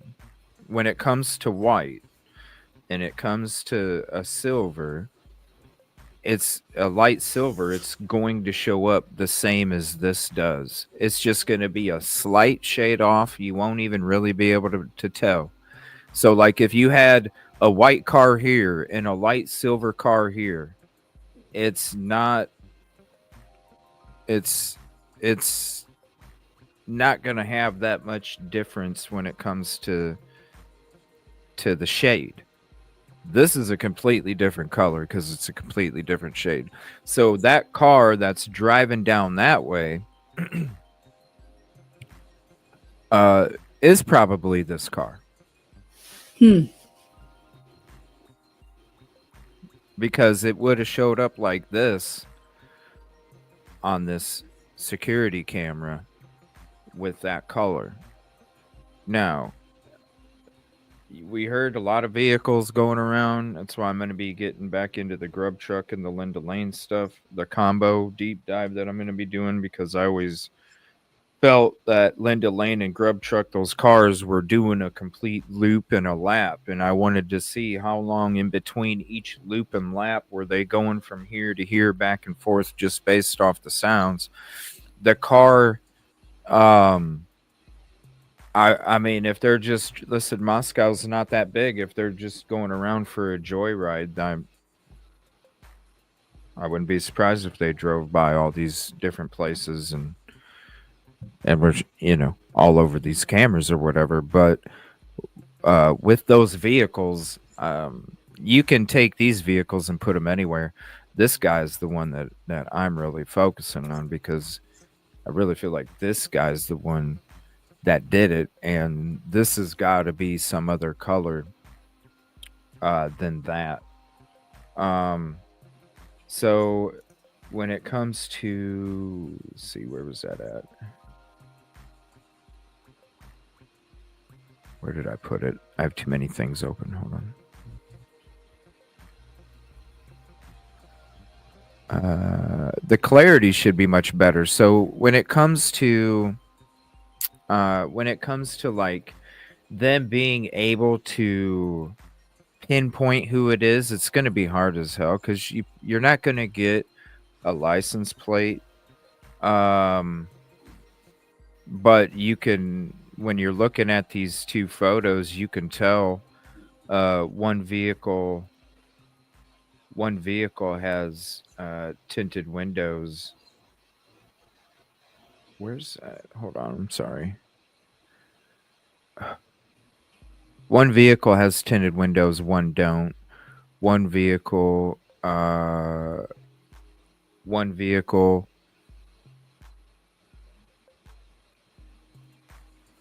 One vehicle's white, one vehicle's the other color. One vehicle has fog lights on, one vehicle don't. And they have two completely different back windows, because you would still see that. It's like the curve of your eye. It's got that curve of your eye. Now, this car doesn't have tinted windows, you could tell. Because it's letting some of that light from inside. I see the light, yeah. It's reflecting back outward, from inside back outward, and so it gives you that different shade as well. But you would definitely see a huge discoloration here up front from all that light coming in, especially from those headlights shining back in. So there's that. Yeah, we quit paying attention to him a long time ago, Amy. I don't know why she continues to call him out. It's kind of it gets a little old, but that's just me. Because I mean, it's, hey, you know what I'm saying? Look at all the people. Look at all the people that put misinformation out with all these other cases. It's, if you could literally do shows all day talking about this person and that person and that person and that person and that person and that person. And unfortunately, it's just not too many people try and report the truth. That's why I try, and it's not about the shock value. It's just about the truth of the conversation. So with this 911, that was really,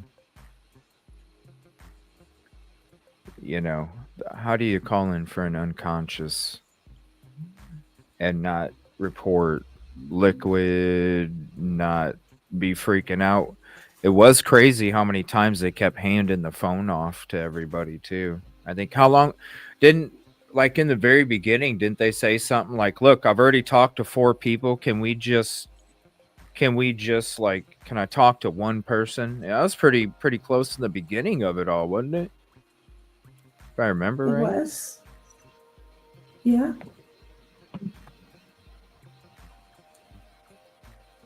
Let's see here. What's 1122? No, don't. No, don't. Don't go in. Oh, Kings Road. It's a house. Okay, I'll talk to you guys. We're live at the right, so we're next to them. So we live at the right. So when you look at this photo, it wasn't 1112, okay? And let me show you this photo. We know it wasn't 1112 that was there. Okay. We know it wasn't 1112 when the cops were telling the neighbors, look at their faces. When the cops are telling the neighbors, look at their faces. They're like, what? So we know it wasn't them. The house to the right, 1126, because 1126's front view coming out of technically their front door, because their front door is on the back of the house. So their front door that they use is pointed directly at the sliding glass doors of the second floor. But the house on the right, it was either 118 or 1126. And I would think it would have to be 1126 because their technical front door is facing towards the sliding glass door of 1122. Let me pull up a bird's eye so I can show you. And they would have been the ones to report seeing the sliding glass door open because they could see the sliding glass door if it was open or not. So let me switch to this. So we go to Google Earth. Okay. So here was the house right here. This is 1126. Okay. You see this pathway that comes right here. So basically they park right here. Mm-hmm. And then they walk up these stairs and then they come around this way. And then their door is over here because it's up on a hill. That where they park is like 10, 12 feet lower. That's why they have to walk from here and go all the way around just to get to the front door. There's also an area right here where they can look straight out. Okay, so if you're looking straight out, because of the trees, you basically have all of this view. Here's the house. Okay. You have all of this view from that part of the house. Okay, 1126. I'm looking out that door. Sliding glass door was right here for 1122. So you could see the door open. You could see people out here. You could even see people out here in the parking lot. You could see what was going on. So I'm wondering how they would have even, because it's not 1112.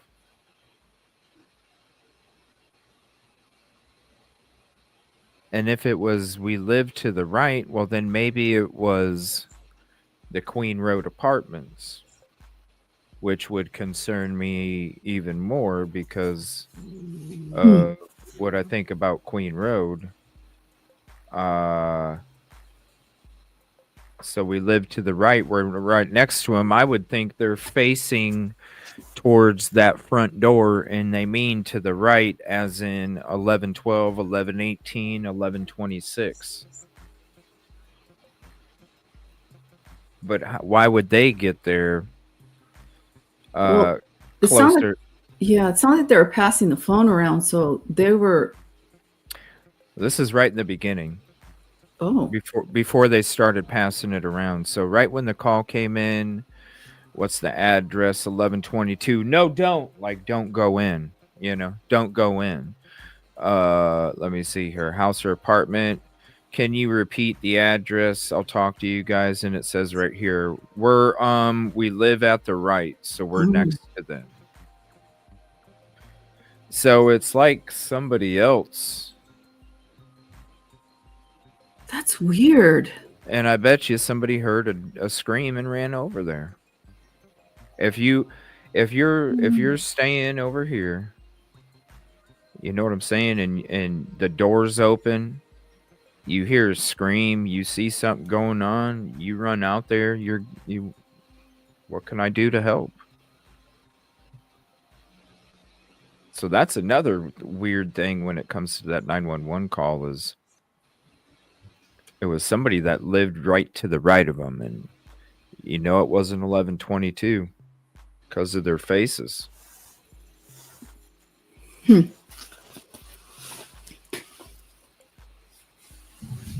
then one of the roommates who's passed out and she was drunk last night and not waking up. What leads you to think that they were drunk and passed out? Because you only came up the stairs enough to look and see their feet. Maybe you think they just fell asleep on the floor. I don't know. This doesn't add up. None of it does. Like, even when, are you with the patient? Can I just tell you what happened? Like, what? Like, how would... Now they say they saw some man in their house last night. But it was about a roommate who passed out drunk, and she's not waking up. But they saw a man in the house last night. Right. But you're like, what? I mean, the smell was so bad. They probably all they could do was get far enough to see the feet. You know what it sounds like to me? It sounds like, and I could be wrong, I'm just speculating, but it sounds like when they said no, don't, they were trying to say don't call 911, and then somebody says, can I just tell you what happened? And they're trying to say it's an unconscious person because that's a buzzword. And so there's all this ruckus going around, and then you see it says, no, we saw, okay. Oh, and they saw some man in the house last night. Yeah. And then it just goes off to, are you with the patient? Okay, I need someone to keep the phone. I don't know. It just sounds like somebody's trying to say. Whoa! Hold on a minute. This is fucking Bethany. A1 is A. Wait. A is Bethany. Mm-hmm. That's Bethany. Hold on. A1.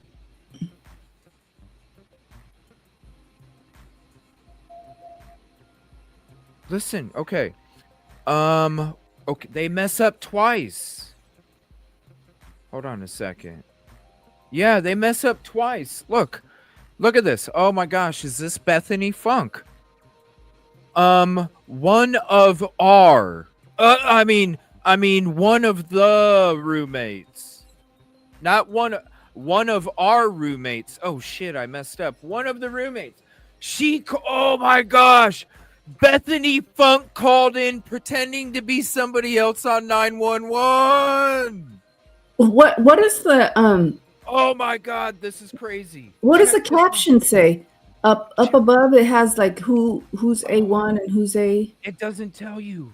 Oh, it doesn't. She pretended not to be one of the roommates. She was calling pretending not to be one of the roommates. One of the. No, we saw.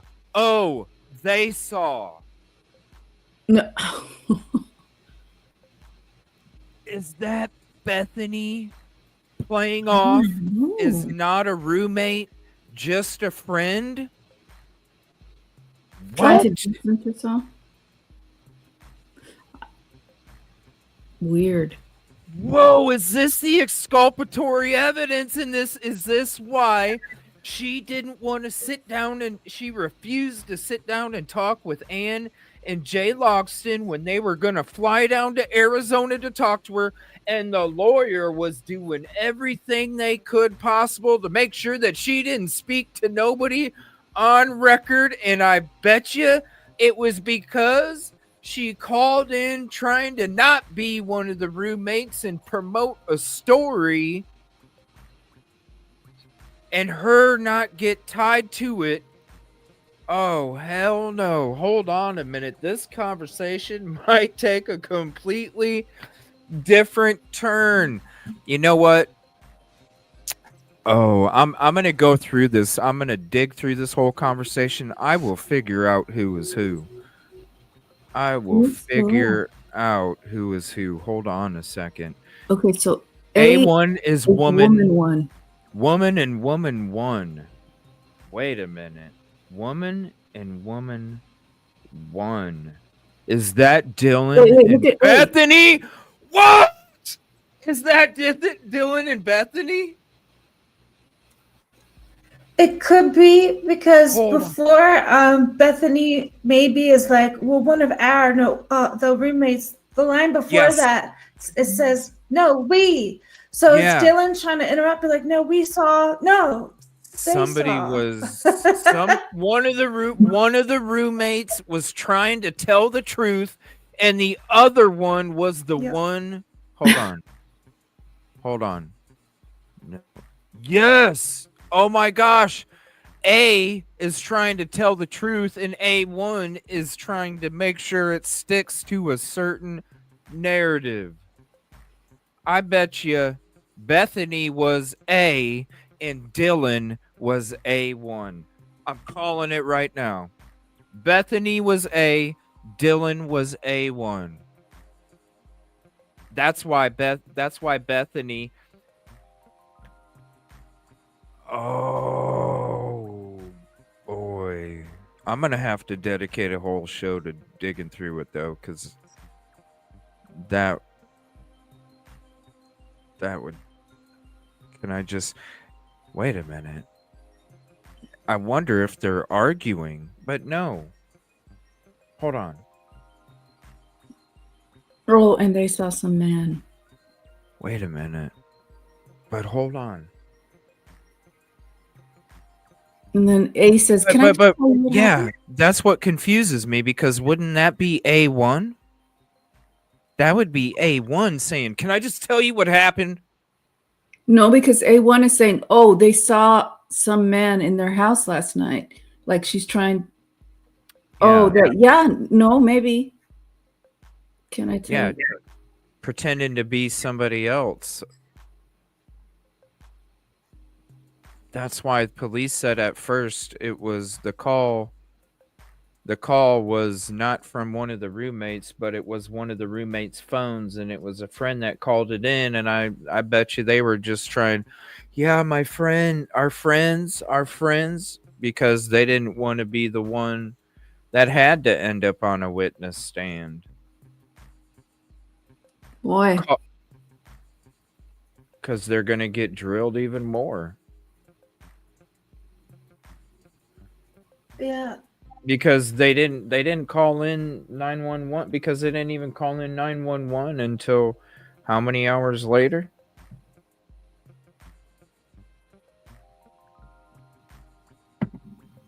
It sounds I don't know, pretty rehearsed, much very badly rehearsed. Yeah. Okay, I need to know. Yes, I'll come on, we gotta go check. But we have to. Is she passed out? She's passed out. What's wrong? She's not waking up. It would be great to hear this call. Copy. And let me see here.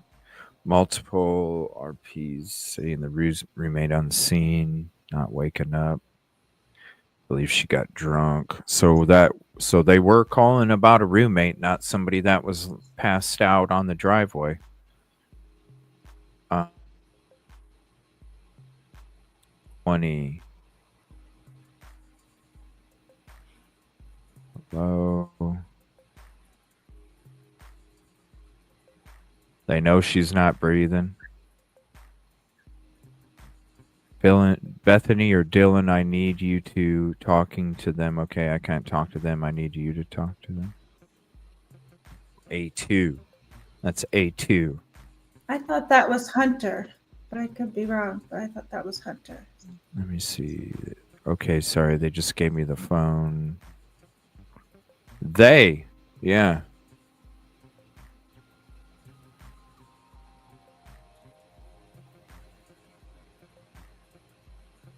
A2. Let's see. Yeah, who's Evan? Yeah, Maybe it's Evan. Ethan? Yeah, maybe that's how they took it. Maybe that's how they took it. And then, the defibrillator, that was another thing that was like... I mean, if there's... Why would you be asking for a defibrillator? There's red stuff all over the place. I don't know. This is all very confusing. That is Mark and Betty says Evan is Ethan. Okay. Yeah, I just thought it could be somebody like, in the distance. And maybe that's just what they noted, thinking it was that. Oh, okay. C-Dog, $5 super chat. Thank you, bro. I think it'd also be a dart in this photo. Regardless, it's not an Elantra. That's right. And it could be. Like I said, I'm just going initially off of what they first reported, because that's what it looks like right now. But at the same time, I'm going to be looking at other vehicles too. I've been resting most of the time because that this bug hit me again, man. The last couple of days, I wasn't even going to do a show tonight. I I was just gonna get some more rest, but after this stuff dropped, I was like, man, we got to talk about it, and there's so much to talk about tomorrow too. Oh my God, $20 super chat, thanks, bro. Oh my God, and Pam, 99 cent super sticker, thank you so much, and it's the shock face. Yeah, doesn't that sound like? And it's not much, but I'm gonna have to like dissect it. So I'll bring it up tomorrow. I'll be having 2 shows tomorrow. You know, prayers. But yeah, the car, this stuff. It sounds like one was trying to tell the truth, and then they kind of kept getting shut down. What's the phone number? What's the rest? Wait a minute. Hold on. What's the phone number you're calling from? What's your phone number? You know, see? It's them. It's them. What's your phone number? A answers. A1 asks again. A answers. A1 asks again. A answers. It's Dylan and Bethany. Yeah. Because in the beginning, I thought the police said that the roommates did call, but then they later changed it and said, well, somebody called from their phone, but but it's still them. That is. They just. That is weird. That's why they didn't want the night. That's why they didn't want they. That's why they wanted it sealed, because they didn't want us. They didn't want us to hear their voices and know from the beginning that it was the roommates that called. Oh. Because think about it. We're already seeing all the videos of them on social media and them talking, right? We would be digging into their voice patterns and everything. And then you release that 911 call and they're coming out. Well, how come the roommates didn't place it? Well, they didn't call. It was their phone, but it wasn't. It was not one of them. So then that led you to believe, oh my gosh, they must have been in that frozen shock phase.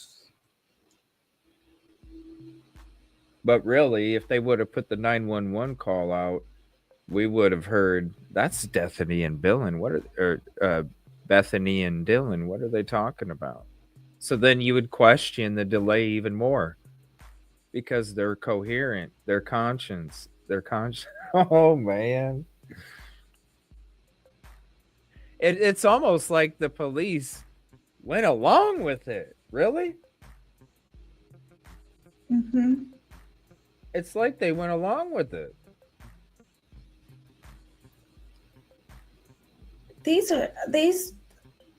They're very indicating for the roommates and very exculpatory for Brian. Especially these, Yeah, I mean, these 2 statements right here, those right there are red flags. They're right. Just think, like, if you asked your kid, did you steal that cookie? Well, I put my hand, they put their hand in the jar. Right? You're gonna be like, don't lie to me, Billy. Don't lie to me, Billy. And Millie has crumbs on her face. What did the cookie look like? The cookie looked. No, they said the cookie looked like this, Daddy. Don't lie to me, Billy. Right? Seriously. Or if it's like a cheating spouse, right? Well, one of theirs. Come on now. Those are red flags that are red flags that it's like a lawn dart, man. It's going to land. There's no way it's going to miss. It's going to land. Those two little statements right here with A and A1. One of our We saw one of our. So then when they started getting asked a question, look, somebody didn't want to tell their whole phone number. What's the rest? Right? Somebody didn't want to tell their whole phone number. Well, wouldn't they have their phone number if they were calling from it? I mean, 911? You would think. Mm. Unless it's untraceable. Go down a little bit. Just go down. Dude, did they put a blocker on it? *67. Let me see. Go down just a little bit. Right there. *67. And what's the number that you're calling from? Yeah. That's So so, they suspicious if they did *67. Oh my gosh. Yeah, they called in. Yeah, so they didn't have to. Yeah, nobody wanted that responsibility for it to be on their phone. Yeah. Because they didn't want to be on stand. They didn't want to be a witness. They didn't. Yeah, but look, why? But I know they always ask, but look, you think that when they're calling in right here, when they're already talking about like what's the address of the emergency, and then you got two people on the line going, "What's the phone number?" Don't you think the 911 operator to be like, "What? Yeah, right here. Okay, tell me what's going on." Why would they be fighting back and forth about the whole telephone number? What's the rest? Yeah, right. It's like, what's your phone number? Last 4 digits. What else? 7 digits. I don't know. Yeah, A1 does. No, it can't be a neighbor because A1 is saying one of our. Or the. Yeah, and one of our. No, we saw. Oh, they saw. Yes, they saw. We saw. Oh, and they saw. I don't know. I don't know. I don't know. I'm gonna really look into it and just kind of break it all down. Are you with the patient? Can I just tell you what happened pretty much? Somebody's wanting to get off. Well, I don't know. Can you find out? Let's Well, see. it sounds like somebody knows what happened because they want to tell the dispatch what happened. Yeah. And they're not. Somebody keeps stopping them. Yeah. Oh my gosh. It's a mess. This is crazy. Yeah.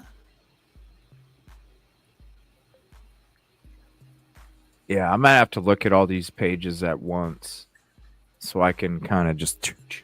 Nobody is mentioning the red stuff in this, and that's weird. Defibrillator. Like, what makes you think that, right? If it's that messy and it's those kind of injuries, how are you going to defibrillate somebody back from that when the crime took place 8 hours before? And the house was bleeding, allegedly. Yeah. We have one. None of this makes any sense. No. No. And then this right here, I think we have a homicide. That's Q4. And is that when the police arrive? Let me see here. How do they? I'm gonna let you go there. Yeah, I think that's when they arrived. Unconscious, not breathing, but this is weird. You don't hear anything about blood. You see these about, oh, that's them asking. Hold on. No, she's not breathing. Let's see here. Hold on. Let's see, 20. So after they started asking a bunch of questions, they ditch the phone. A ditches the phone after they start asked a lot of questions. Well, when it comes to blood, it's a little different. Blood has a certain smell, and then there's a certain smell when blood is mixed with the toxic chemicals that are inside your organs that get fast tracked out of the body through the types of injuries. And so it creates its own mixture. So it's not necessarily a blood, because, you know, I've smelled blood too, but I've also smelled the other chemicals, and it's a different smell than just blood. So when it comes to these injuries and where they were at and the types, it's not going to be just that blood smell. It's going to be it's such a talk. Like, you can, like, when you go into, say you go into a room, and this is the difference.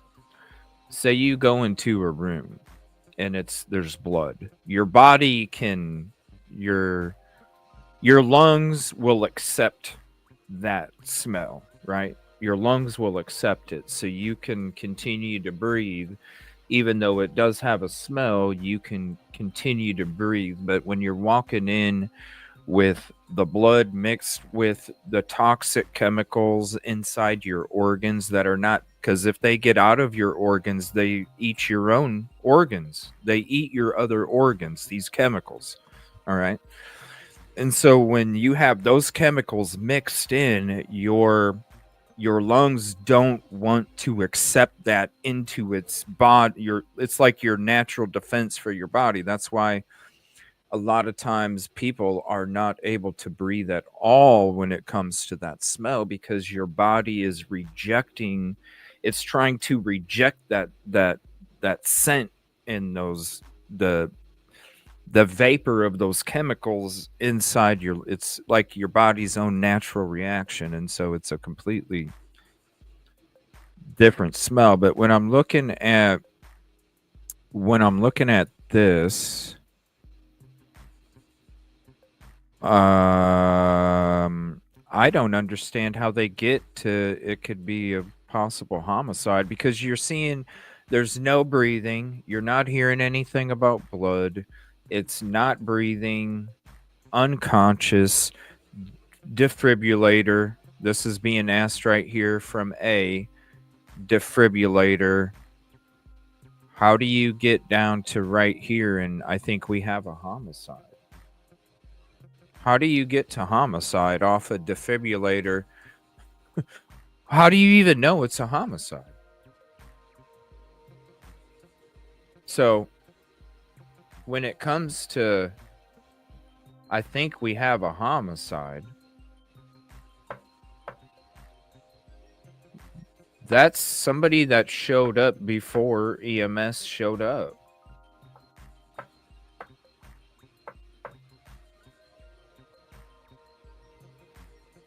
But are you talking to the officer?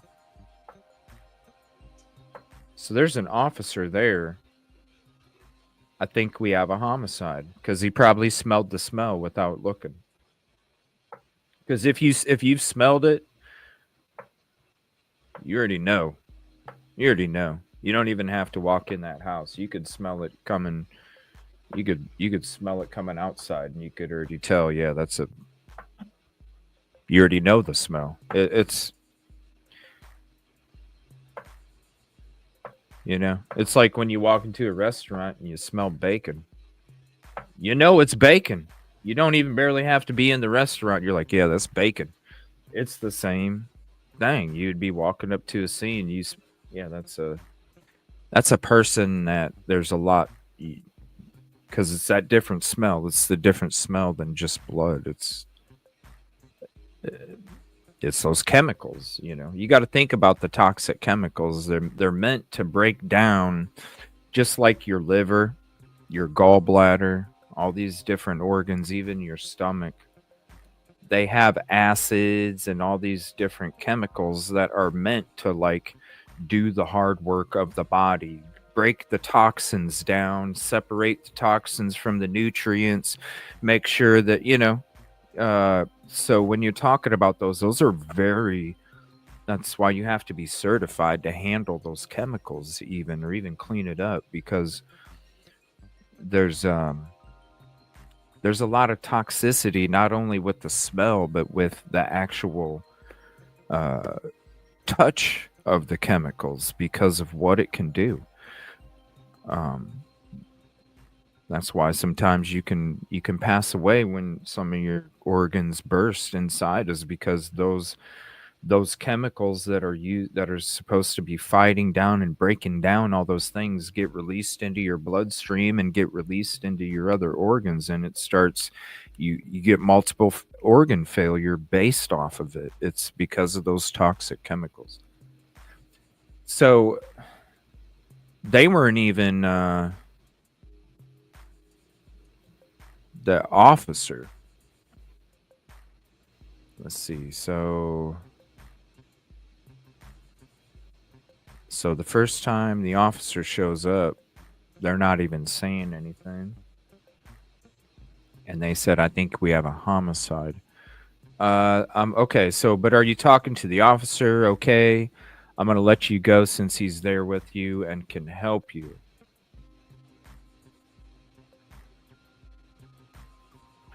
So then why did Lanier say that he was first on the scene, and why did it take him 4 hours to get there if there was already an officer there? I'm here to help. None of it makes sense. This is just weird. I got to take a look at it. And I mean, because Lanier said he was the first one there, and he said as soon as he pulled up, he had to call ISP, and that was 4 hours later. If you have an officer there shortly after noon, what the hell? It's bizarre. Were they all having a because we know Fry wasn't there. He was out of town. Were they all having some kind of cookout and left it up to a couple people just to It's a small town. Run the Sunday shift while the higher ups got to go have hot dogs and burgers up on the lake or something? No, for real though. Why would it take 4 hours? They were out, yeah. When you already had, I don't know. It's almost like, and you know what? When it comes to the first responder,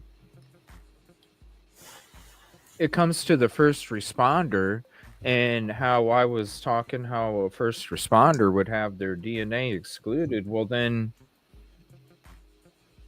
that first responder would know that everybody is going to be 4 hours away when it comes to responding to that particular call. And you already know that you're going to be working a shift that morning. So you already know that all of the main people are going to be far away. You already know it's going to be understaffed, and you're automatically going to go. It just seems like a setup. It seems like it was the perfect setup where somebody came back into town and that happened to land on some kind of retreat that they had, and maybe there was some kind of award ceremony that they were having, up somewhere on a lake, and they were all hanging out doing guy shit. Rewarding themselves. Right. Some kind of award ceremony thing, and they had to have a couple of the lower ranked dudes kind of, you can't just everybody take off, you can't ever have everybody just take off for the day or take off for the weekend. So it makes me wonder, like, this was like a perfect opportunity for,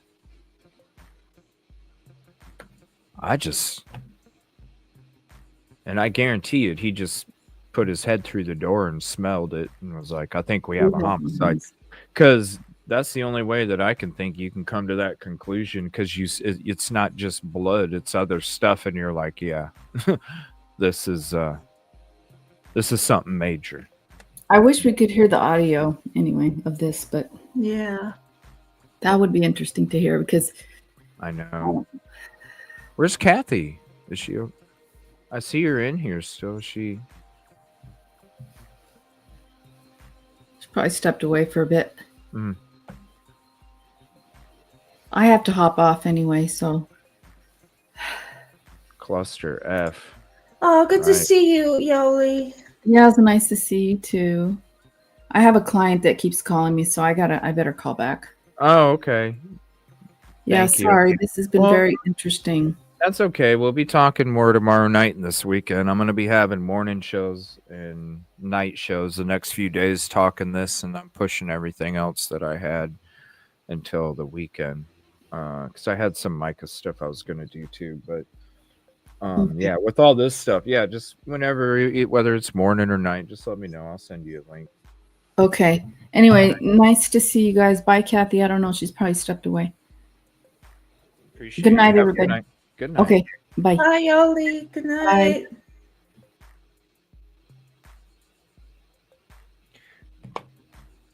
Yeah, this see, yeah, he had to have just leaned his head in, or she, and then I relayed it, and then I bet you that's where they do keep it sealed because it's going to describe the inside of the crime scene once they go in there. So he probably walked up, or she probably walked up, started talking to the students. Then they were having the same conversation. Probably while he's talking to him, he's like, "Let me go check out." Peeked his head in the door. I think we got a homicide without even going in. And then I bet you after this part is where they start describing the scene.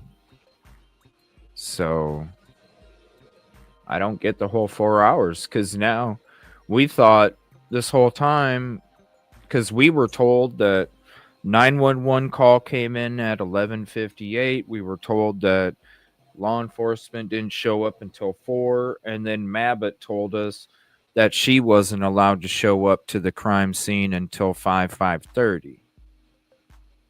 So then much time. But then right here, it's telling us that there was a law enforcement officer there right as the call was being made. So it didn't take them 4 hours. It only took them 2 minutes like it was supposed to. So why wouldn't... And their name should be all over paperwork because they were the first one at the crime scene, which they're... Even if you're not a lead investigator, the first person on the crime scene is who you interview the most. Yeah. I wonder if we'll ever find out who the first one was. I bet you when we find out who it is, I bet you we're going to be like, oh my gosh, that makes so much sense. Because we probably already know who it is. We've probably already brought their name up plenty of shows, and they were already suspicious to us already. They said officer. Right here. They're talking to the witness right here, and then, but are you talking? So Q3. So I bet that's the officer responding back to. So as the officer's walking up, do you have a defibrillator? Yep. Yes, we have one. But are you talking to the officer? Yes. So they were asking the officer if they have a defibrillator. And then, okay, I'm going to let you go since he is there with you. So it's a he for sure. He's there with you and can help you. Okay, thank you. Bye. Okay, Moscow 46 out. Copy. And then I think we have a homicide. And then it gets quiet. So it's kind of creepy. Yeah, because... Well, discrepancies.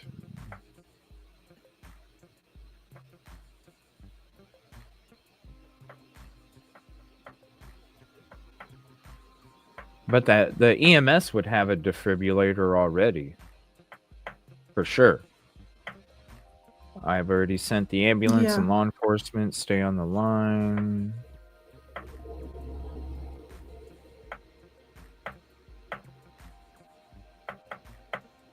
And this is the weird thing to me. How do you... I don't know. It's just telling me that nobody could make it up them stairs. And all they could see was the feet because none of them probably even knew what that smell was. You know how like if somebody burns popcorn, you know, it's like that really weird smell. It's like dirty socks. It just smells really weird. You know, somebody burns pop. You know, it's like dirty socks. It's like, ugh. You taste it. Yeah, they probably went in there and didn't know what the hell that smell was, but it was really nasty. And they just didn't know, but they're not going to think it was somebody that was, knifed. Mm-hmm. They're not going to think that. How do you not see blood? And then you just say, yeah, they're not breathing. They're not breathing. To me, it's like you couldn't make it. You peeked around, saw the feet, and then you just kept yelling out their name from the bottom of the steps. But how do you know they're not breathing, right? How do you know they're not breathing, but you don't see the blood? There's no sense of urgency. There's a sense of like, I don't want to talk here. Don't tell them anything. You know? It makes me wonder if because you go back to the neighbor that's living to the right of them. Mm-hmm. It makes me wonder if they were like, did you call 911? No. Well, you should. I wonder if that's why they waited, was because the neighbor was like, did you call 911? Well, you better. And then they tried to avoid being pinned to it. And you're right. It's like they didn't want to call. And it's almost like they were forced to call. Because then that person, if they said, no, we didn't call 911. And then they're sitting there and they're like, well, are you going to call them? No. Well, that's suspicious too. Like, what did you do this? So they knew they had to at that point. They weren't going to hold each other accountable, but other people were going to hold them accountable. This is wild. Yeah, they knew something happened before they went to bed. They were very cognizant that something happened. Yeah, that's sick too. That's sick too.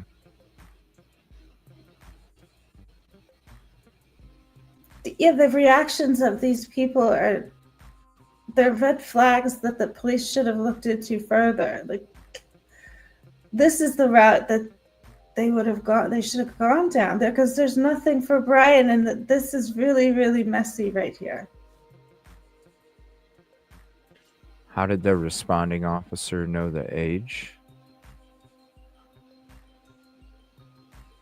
I thought it was the roommate.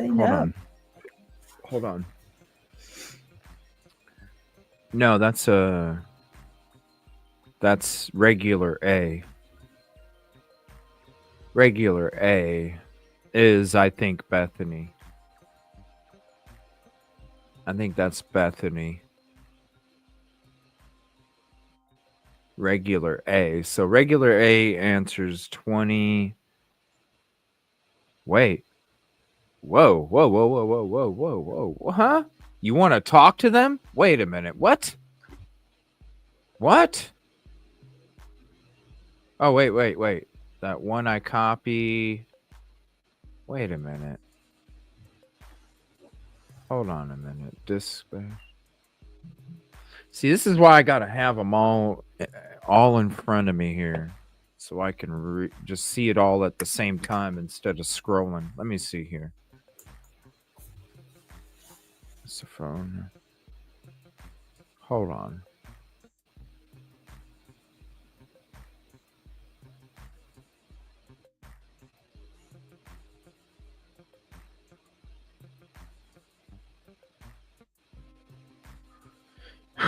Excuse me.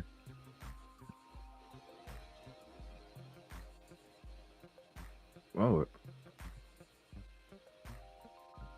wait a minute. This right here. Q.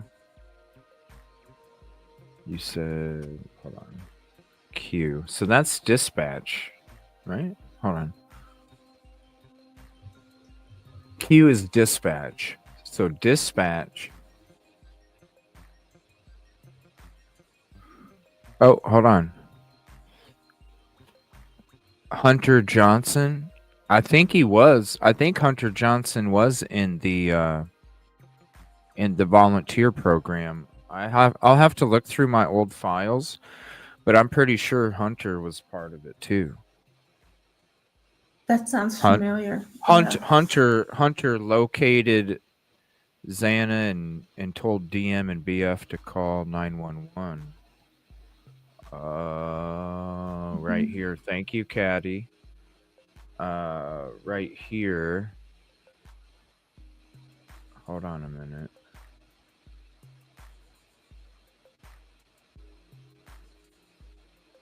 Hold on a minute.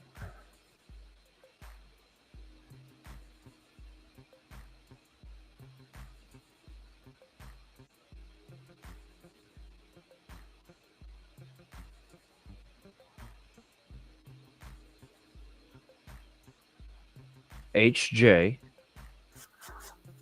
located the unresponsive body of Xana and informed BF, somebody DM. Looks like a whole bunch of people. Oh no, they just redacted their name and put initials instead. So it'll say Bethany Funk and Dylan Mortensen to call 911. Hunter does live off to the right. Hunter does. So that okay. Yeah. So Hunter does live off. Whoa. Hold on a minute.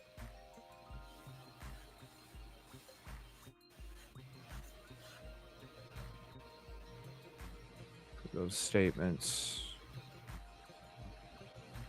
Okay, so let me go back to here. Yeah, so that would be Hunter.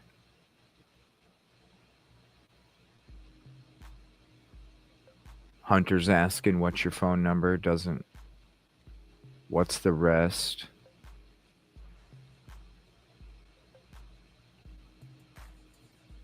So one of our friends. No, we saw. Okay, so this is no, we saw.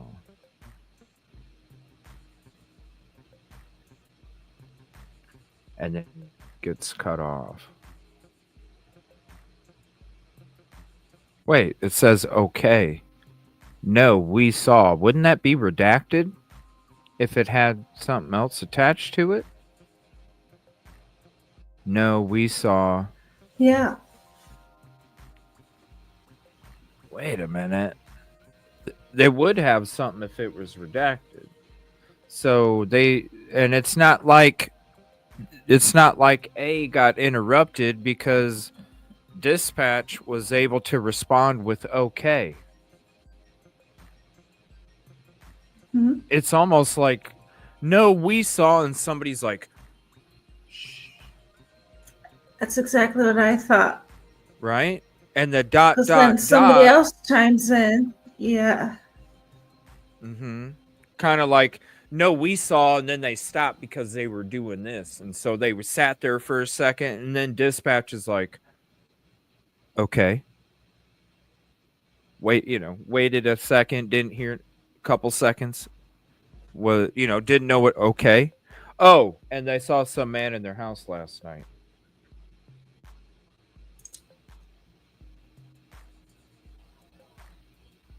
Yeah, because someone says, no, we saw, they get cut off, and then the next person's trying to correct them. No, they, not we. They saw. Yeah. This is so weird. Well, remember, Hunter was the one that got into the argument. Because Ethan said he had balls like raisins because of the roids.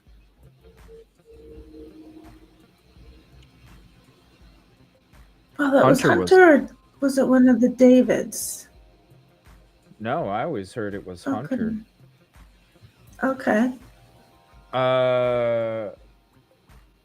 Let me know if you guys remember that. It was something from the beginning. I had heard Hunter was the one that got into the fight with Ethan at the Sigma Chi house because Ethan was giving him shit because of his shrunken balls from roids.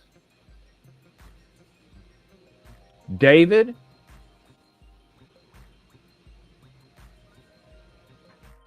I heard Hunter.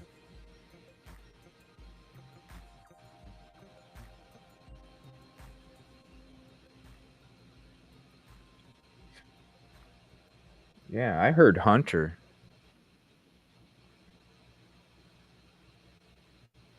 I know there's David Loach or whatever. It was Loach, I think was his last name. But I had heard Hunter. But that was stuff from a long time ago. Yeah.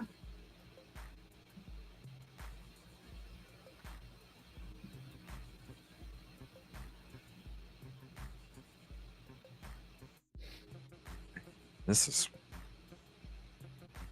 makes you wonder what's gonna. Wonder if anything's gonna drop tomorrow. Yeah, David O.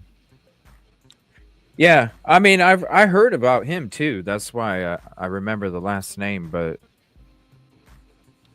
in the very beginning, I was hearing it was Hunter, because Hunter did him too. And he was a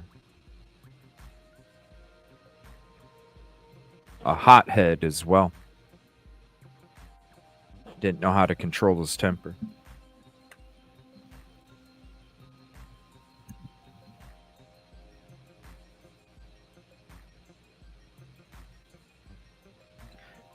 Let's see. Yeah, there's a lot of things that just don't make sense with this 911 even. And I'm glad the judge is like, what is this? Why does this need to be sealed? There's no reason it needs to be sealed. Cable tie guy? Yeah. Yeah. Yeah. Like, I don't know why. I like his hat was backwards. There was like a description of what he was wearing that night too. Like hat backwards. It was like a white hat. Wearing it backwards, got mad. And then that's when I was back then that's when I was discussing the whole Moose Lodge. Because Moose Lodge wouldn't have been open. So the call with the Moose Lodge and how somebody was threatening her boyfriend and they left when police showed up. Well, you look into the Moose Lodge, they weren't even open at the time that call was placed. And so if you're visiting a bar, the Corner Club, and you want to call in 911, you don't want to call it in at the address of the bar because the bar people are going to get pissed at you because you called in a 911 call to their address, which looks bad and which can affect their liquor license. And so what you would do is you would call it, because the parking lot of the Moose Lodge and Corner Club was right in between the Moose Lodge and the Corner Club. So if you're going to call in a 911 call, you're going to call it in to the Moose Lodge because you're still in the parking lot, but you're going to call it into the Moose Lodge. So then that 911 complaint gets reported along with Moose Lodge and not the Corner Club, so Corner Club don't get in trouble. And that's where I think it even went, after the fight at the frat house. I think that's where it went. It went up to the Moose Lodge next, Corner Club, and then the parking lot. And then that's where they called it in, as in the Moose Lodge. So that's the stuff that I was kind of hearing back then. Let's see. And then the passing the phone around. Hot potato. Nobody wants to be responsible. Hold you back. If there's a defibrillator. And then the whole defibrillator stuff too. I don't under.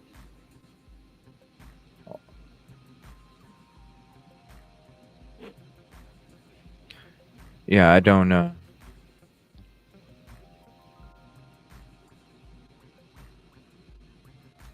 Yeah, like one of the first things police always ask is like, was there a fight? Was there anyone that would have hurt the victim?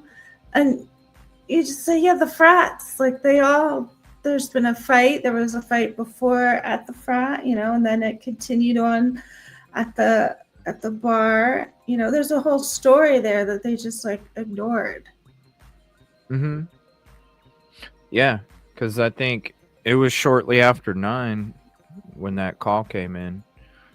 So you're driving, and that's why I think the person didn't just show up. Didn't. If it came from that altercation, I feel like the person after the Moose Lodge call was lying in wait. And I know some people think that second floor was done first and the top floor and the second floor were at different times. And that's how I could see the argument where somebody did take care of the second floor first and waited upstairs for the other ones to get home. But I don't know. There's so many theories that it could be, but that's just because there was so much stuff that's sealed. But now that with this stuff that's starting to get unsealed, it's going to start knocking some of those theories out of the way. And there's going to be a lot of things that are going to be making a lot more sense, especially with... And there's absolutely no reason for this to be sealed. There's there's nothing in here that describes anything, and I don't think it would have hurt their case other than, like you said, they all wear many hats, and they probably all know what happened, and this is just how that plays out. Yeah, think of social media and all that, and then the university is going to have their own. The university is going to have their university email. There's going to be university apps, and they have the rights and the access to monitor those. That's what the IT department does. You got to think about like the day and age when there's going to be keywords for the IT department that's going to send flag messages to IT for them to check out further. Just like when it comes to a school mass unaliving and all these different things, terrorism, you got keywords that the kind of just like YouTube, you can have keywords that don't show up in your messages because it doesn't follow certain guidelines or whatever. So you can manually put those keywords in. When those keywords pop up, boom, it already gets rid of it before anybody even sees anything. And it kind of works in a way like that, where these IT departments will get keywords, they get flag messages, they are then to go check out the communication of what they got the flag for, and I guarantee that's when I guarantee that they knew what was going on before EMS showed up out there. That's why they're already getting ready to get a crisis team put together and go out to these different areas, because they saw the chatter that was taking place on the threads that they could monitor. Obviously, they can't monitor Snapchat and things like that, but that's not going to be the only thing people are talking on. I guarantee you some people messaged on university emails in a university app messaging system that was linked up with the college, where the keywords pop up, they investigate and look what's going on, and then they report. And they come up with their own game plan. I mean, they would have to. I mean, just even with like the assaults and the ODs and stuff, all of these fraternities were getting. They even suspended a couple of them, and especially in Washington State at Pullman, there was one that got suspended and shut down because of actions that, assaults and ODs and things like that. And that's the best way that you can control the information. It's wild. That makes sense. It's their MO, because they're handling it internally like they always do, probably because it is an internal problem. It's not an outsider like Brian, and this is just how they do it, like you were saying. So, I mean, thank you so much for having me. I gotta hop down, CJ. It's always a blast being here with you. And thank you. And I hope you get some rest. Oh. I appreciate it. Well, are you doing anything tomorrow for your channel too? I don't have any plans yet. I might want to get on and do a read through of was that all the text messages? I haven't really gotten to look at that one yet, other than what we looked at here. Okay. Let me see. I don't think so, unless there's like this one. Please answer. Are you up? Are you up? It's just like little bits here and there, and then after that, no. It's just little bits, but let's see. Yeah, so if I do go live, it'll just be to read that. But other than that, I don't have any plans. Yeah. But thank you for having me. Good night, chat. Thank you, everybody. Bye. Good night, Kathy. Thank you. Appreciate you. And I think maybe she's having some technical issues again, maybe, or something too. Yeah, thank you. Appreciate you. Have a good night. Thank you as always. Bye. And it's just like what, just think about when it comes to the locker room, right? It's that saying, what happens in the locker room stays in the locker room. And that's kind of the same approach that goes on there. Yes. So I'll be back tomorrow morning. We're going to be talking more about the firemen, the EMS connection that we brought up in the beginning. I'm going to kind of go through some old episodes. I have my Uncovering the Cover playlist. So if I'm not doing any shows and you're bored and you want to catch up on some things, here is a playlist that will show you a lot of the connections with the frats, the sororities, the universities, the rank up and bank up,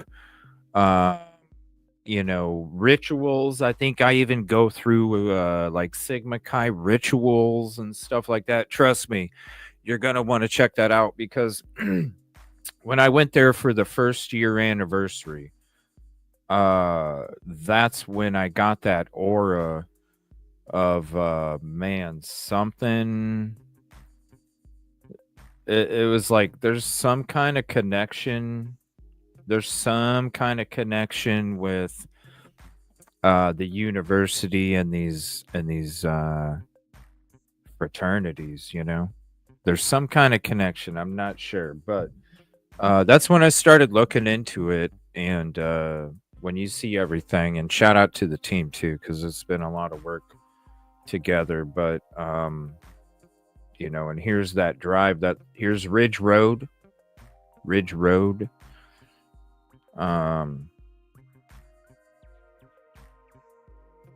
Yeah.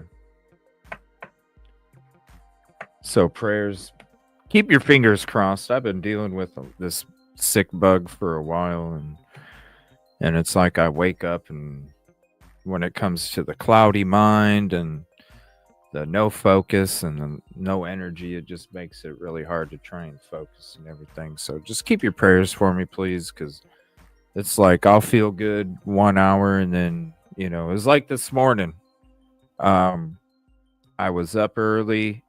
I felt fine. I was gonna do the show. I set the notification for the show this morning, and then I was like, I'm gonna go to the grocery store real quick because I finally feel better. I'm gonna go to the grocery store real quick, and I'm gonna get some groceries here real quick. And then by me going out to get to the groceries, it just threw it just threw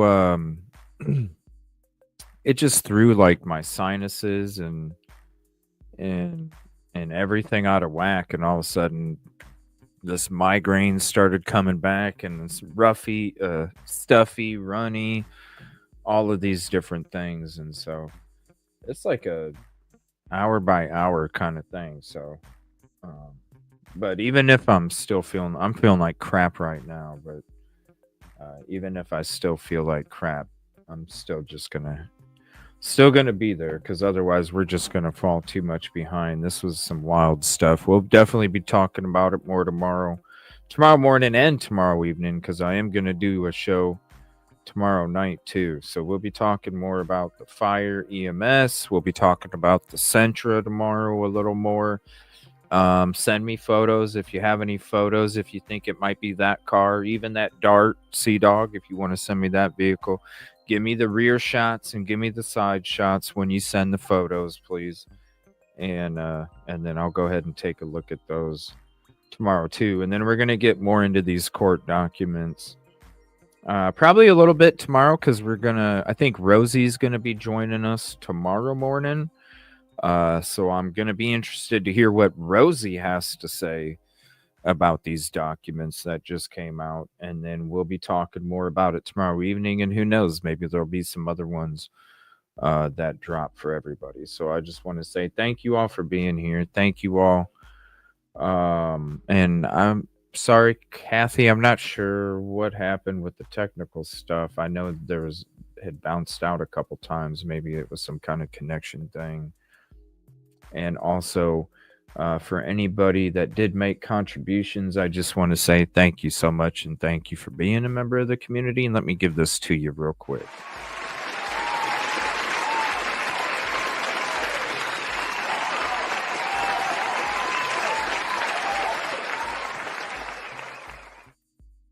So thank you all for being here. And look at this. Who's going to commit this crime and go downtown Pullman and downtown Moscow to commit this crime? With all these different cameras, it just doesn't make sense, y'all. You got the turn coming up here. You're going around Ridge Road. You're going down. There's your A&W to the right. We're about to go commit the crime, but it's daytime, so you can see everything in its totality as we're driving down Taylor Avenue. We're gonna have a Sigma Chi off to the right. And I'll hang out with you until this ends. But this is a video I posted too. And here's the commentary version. You'll actually hear me discuss like the security cameras and things like that. And then if you don't want the commentary, here is this link.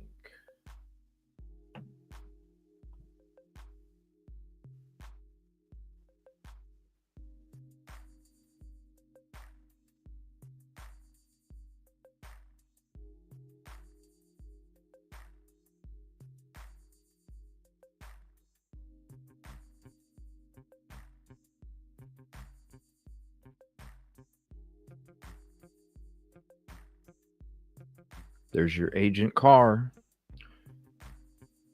And then there's the house.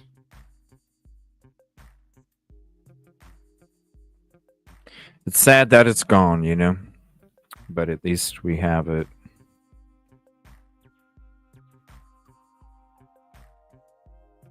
And then there's your route. Going all through downtown of both cities. Now this right here, this is the route that he would have took. So when you see this route, if I was going to commit this crime and I was going to avoid the cameras, this is the route that I would have took from Steptoe to 1122 King Road. You barely show up on any cameras. As soon as you cross by that Walmart, you're turning to the right. You're not even driving down downtown Moscow. So I want you to take a screenshot of this. Okay, this is the route that the person would have took if they were going to commit the crime and try and get away with it. This right here is the route that he supposedly took. You see the difference? All up in those cameras everywhere. Good night, everybody. Thank you so much. We'll see you tomorrow. Have a peaceful and positive evening. And if you're not feeling well, get better as well. Love you guys. We'll see you tomorrow.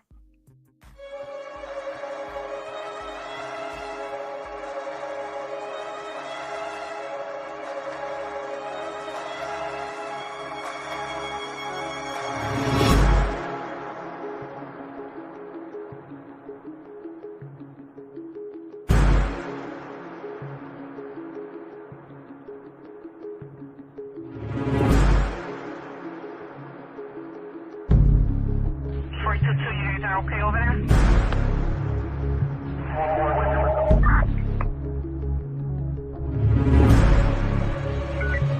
Is your victim at the hospital? Someone shot there. Alright, the ET doesn't take pictures of the, is it domestic related?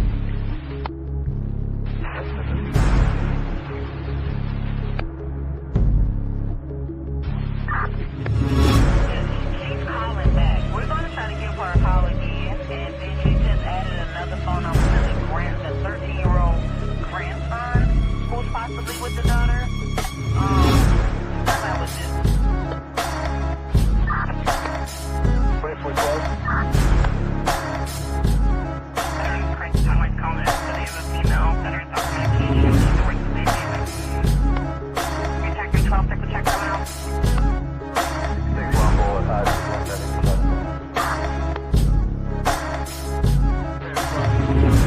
also still saying stop, you know? Offender in custody. Please come forward. Someone else close my sister for something now.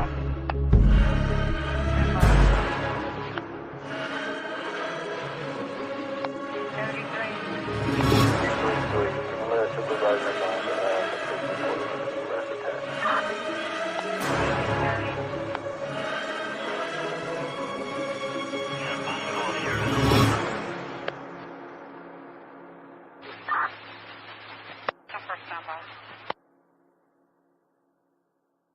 10-4.